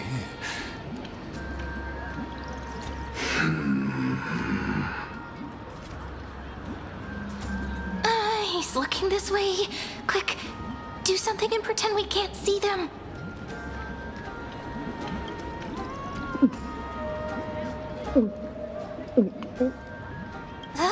Slow down.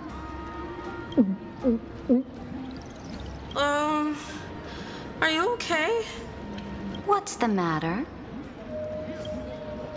My apologies. I was just checking whether everything was fine with those two distinguished guests of yours. And it seems like all is well. Let us continue our previous conversation regarding the soldiers fighting for you. Are they aware of the price they must pay for the trial of law? If I recall correctly, you've already lost a bout against Talanton due to offering insufficient sacrifices. You dare mention my name alongside the word lost? Forgive my transgression, great Imperator. Watch your words and actions. All you need to know is that my victory in the trial is guaranteed. Even without the trial of law, they've already sworn to give their lives for my conquest. So tell me,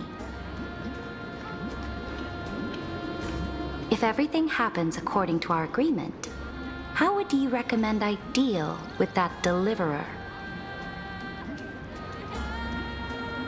Good question. Do not let her fool you. That woman from beyond the sky contains a seed of ruin within her body. She must not be allowed to tarnish your glory. Therefore, the wisest decision would be to hand her over to me. You plan to torture her? Calling it experimentation would be more appropriate. The guest's patience is running thin. I plan to remove the Fantasia and head into the banquet.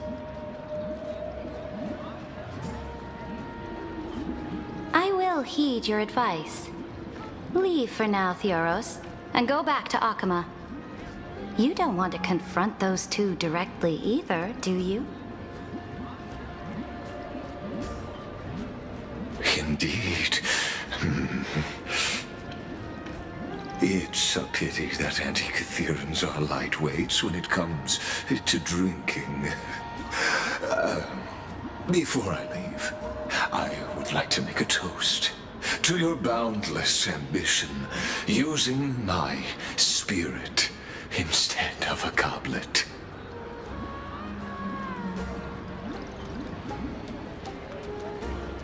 As I expected, that Theoros' schemes have been revealed. Thank you for your bravery, guests. It's time for me to dispel the Fantasia. This will be the Imperator's last public address before we head off, and therefore, likely, the final chance to change her mind. I will try to get you a chance to speak, and I'll also prepare for any contingencies. The rest is up to you. You should head back to your seats for now.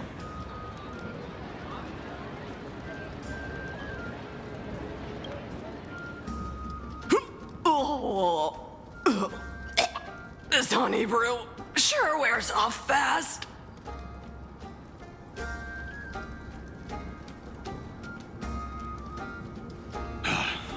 The Imperator! The Imperator has arrived! No need for formalities. I should be apologizing for my tardiness instead. The hour draws late, and I trust you have all had your fill of brews. Therefore, I will not observe the usual ceremonies. Any warrior who has fought by my side should have those speeches memorized by now. The Imperator's word is law. Are you out of your mind, Dux Frigoris? The Imperator hates flattery most of all.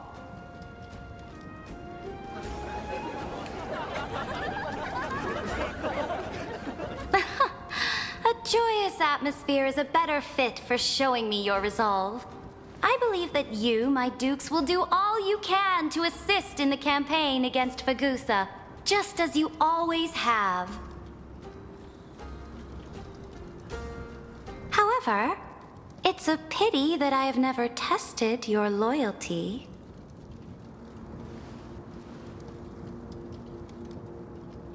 What does she mean?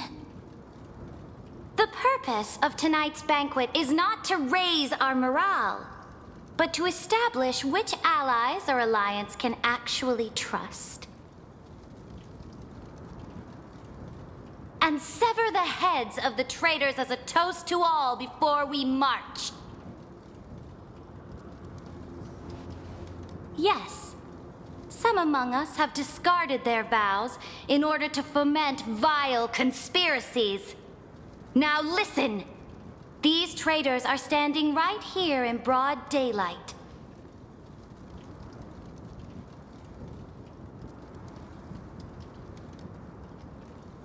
Dux Gladiorum Hycelens.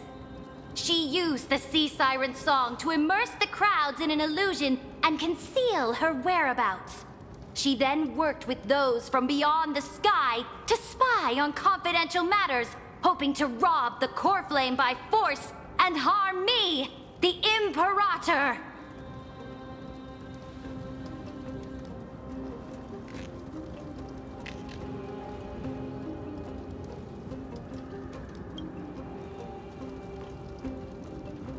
Imperator, I can explain. Silence! Do you remember who used to own this blade?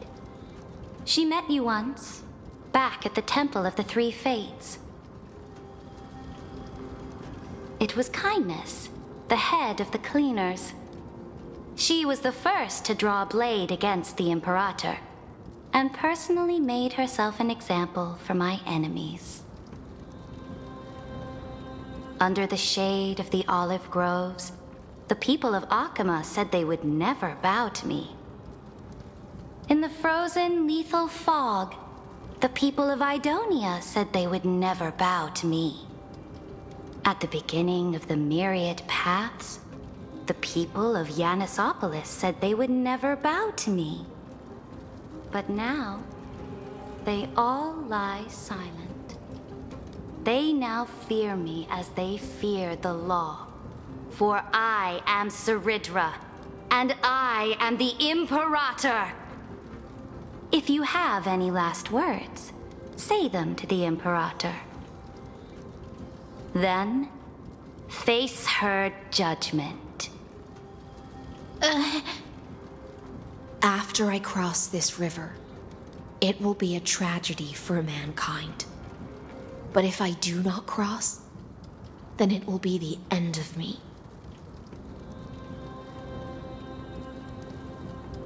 If you are ready, then I'll follow you and fight to the last. Deliverer.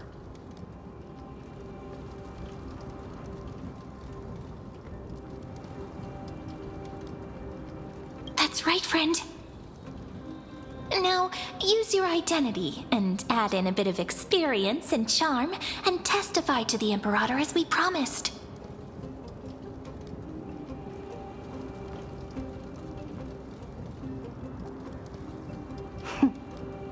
You think you can slay a king using your words instead of a sword? I'll have it. Show me the weight of rhetoric from beyond the sky. Will it weigh heavier than 3 human lives? Let's try to watch our words carefully.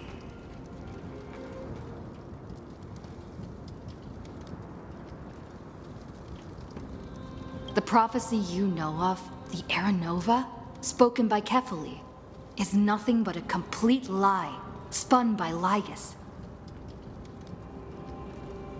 To fight that lie, a young man with the pseudonym of Finan lived through 30 million cycles of this world, all to save AMPHOREUS from the end of the destruction. And Cyrene, the young woman standing beside me, also carries an equally heavy destiny.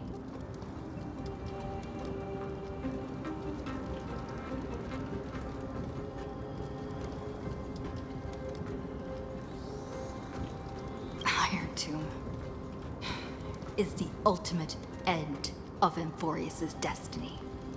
It is an embodiment of pure horror that walks the path of destruction and can never be tamed. That is the only thing Lygus cares about. As for AMPHOREUS, pure glory and campaigns, he doesn't care about any of those. He will most certainly betray you. When that time comes, all of us will be ground to dust by the destruction.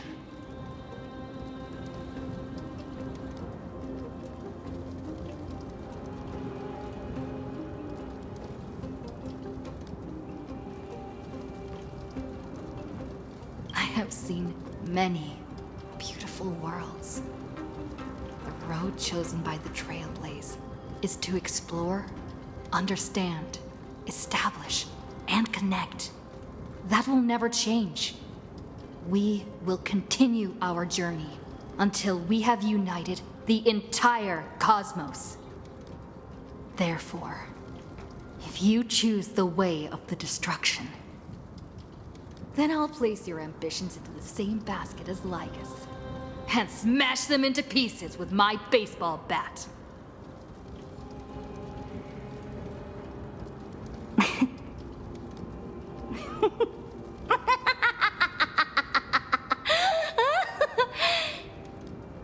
That was truly a chaotic speech. All that needs to be said has been said. Dux Frigoris, Dux Bromalis, escort the traitors to the prison.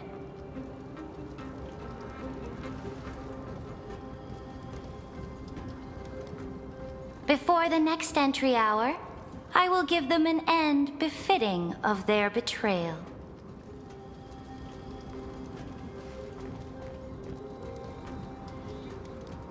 Oh, great Imperator, your ambition certainly eclipses all things. You're still here, Theoros. Of course. As the Theoros, I simply cannot miss this moment, miss witnessing the fall of a nameless one. Or perhaps I am waiting for you to give me an answer. Why would someone as powerful as you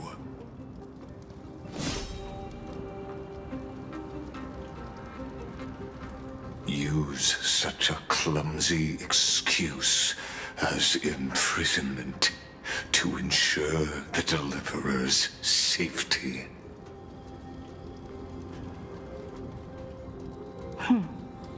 So you finally tossed aside your act.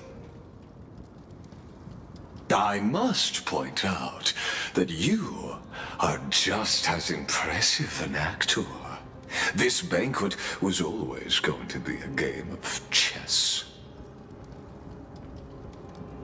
where you would try to control both sides and turn both them and me into your pawns.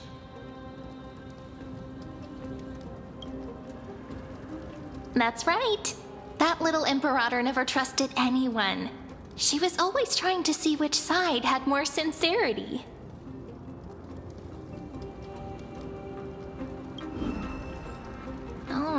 All right, we'll listen to you.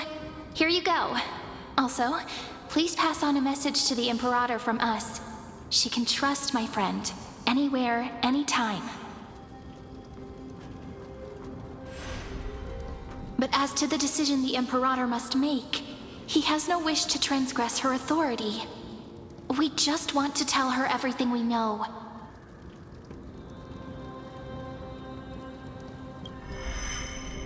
Now, use your identity and add in a bit of experience and charm and testify to the Imperator as we promised.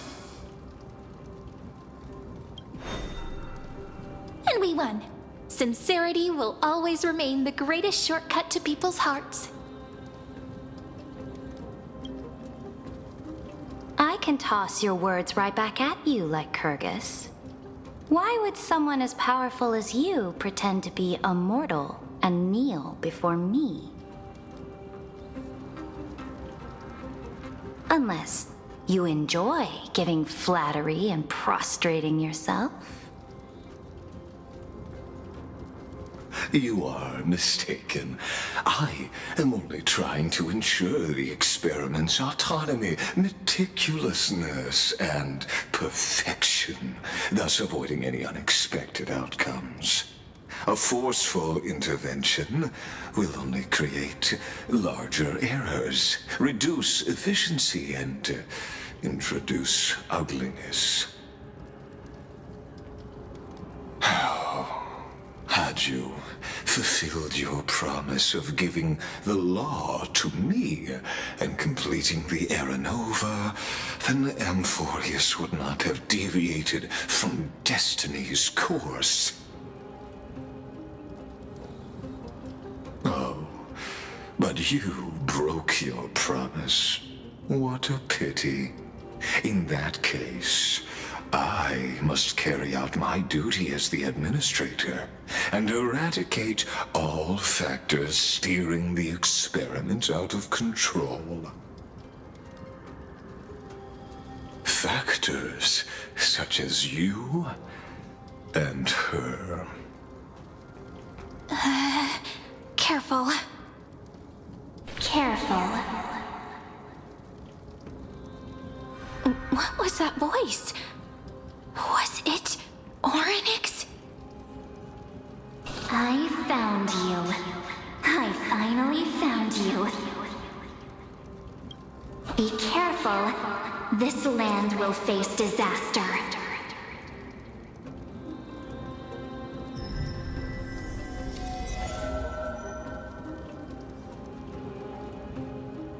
The time of judgment is nigh, my lady.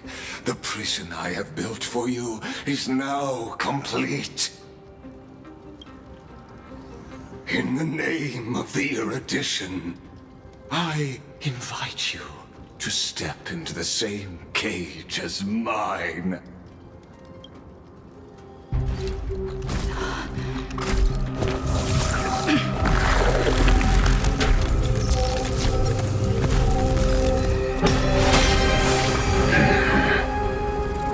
What's the meaning of this, Imperator? I did not permit you to act. A ruler is the only one who can decide their subject's destiny. But, great Imperator, what judges destiny is not the ruler, but gods. Don't forget, my realm only allows for the existence of humanity. Moreover, dealing out extrajudicial punishment equates to defying the law, and the culprit is to be sentenced to death. But you have seen how I can erase life from this world with just a clap of my hands. I fear you are still quite unaware of your current situation. Allow me to reiterate. I am giving you a simple choice. To collaborate or to be destroyed. There is no other way. Shameless behavior. If that were true, you would have killed me long ago. You, in fact, cannot kill me. I guessed it the first time I beheaded you. Because of the law, you cannot be completely destroyed. And the same is true of the Chrysos heirs.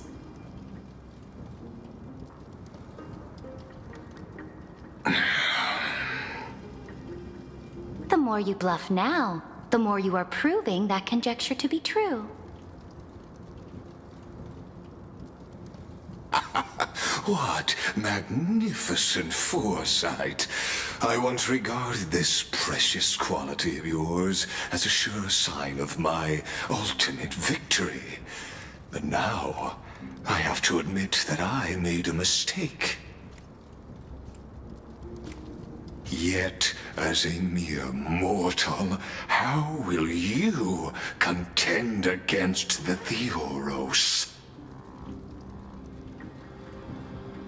We are both slaves to hubris. But do you know what differentiates us, Lycurgus? I will never be blinded by my pride. If I wish to break the scale's balance, I only need to appeal to external forces and use them for my own ends.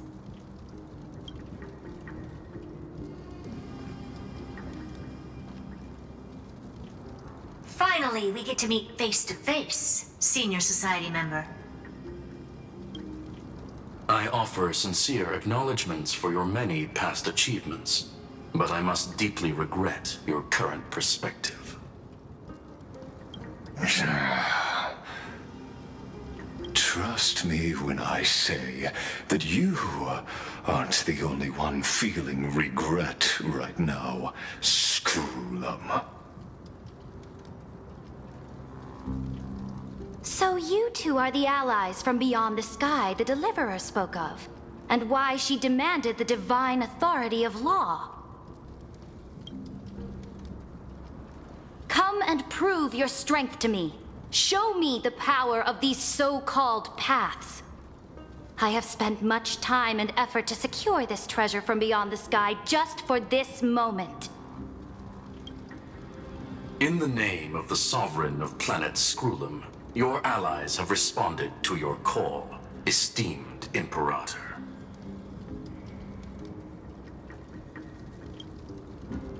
Please allow me to spell the situation out for you, Lord Lycus. Permission to read the ultimate protocol is already in my hands. It'll only be a matter of time before we acquire the authority to write and execute commands as well. There's no way the flame chase journey will continue after you've burnt your bridges so thoroughly like this. Do you really think you can still win? Oh, seriously, don't embarrass the society.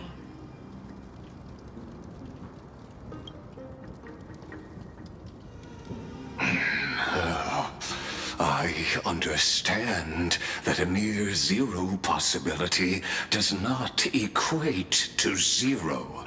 That argument is very persuasive to me. Which means the same principle also applies to you, my dear peers. You will never be a match for me in a world constructed through Catorzain algebraic expressions. And as for Aranova, why don't you entertain this possibility? What if I reduced Akama to rubble and ground her people into minced meat? Would the heroes then once again desire the power of demigods so they could fight against me? Listen, Iron Tomb is fated to be born. You may shackle me and put me in chains, but I have thousands of ways to ensure the destruction's descent. And what I just mentioned is only one out of those thousands.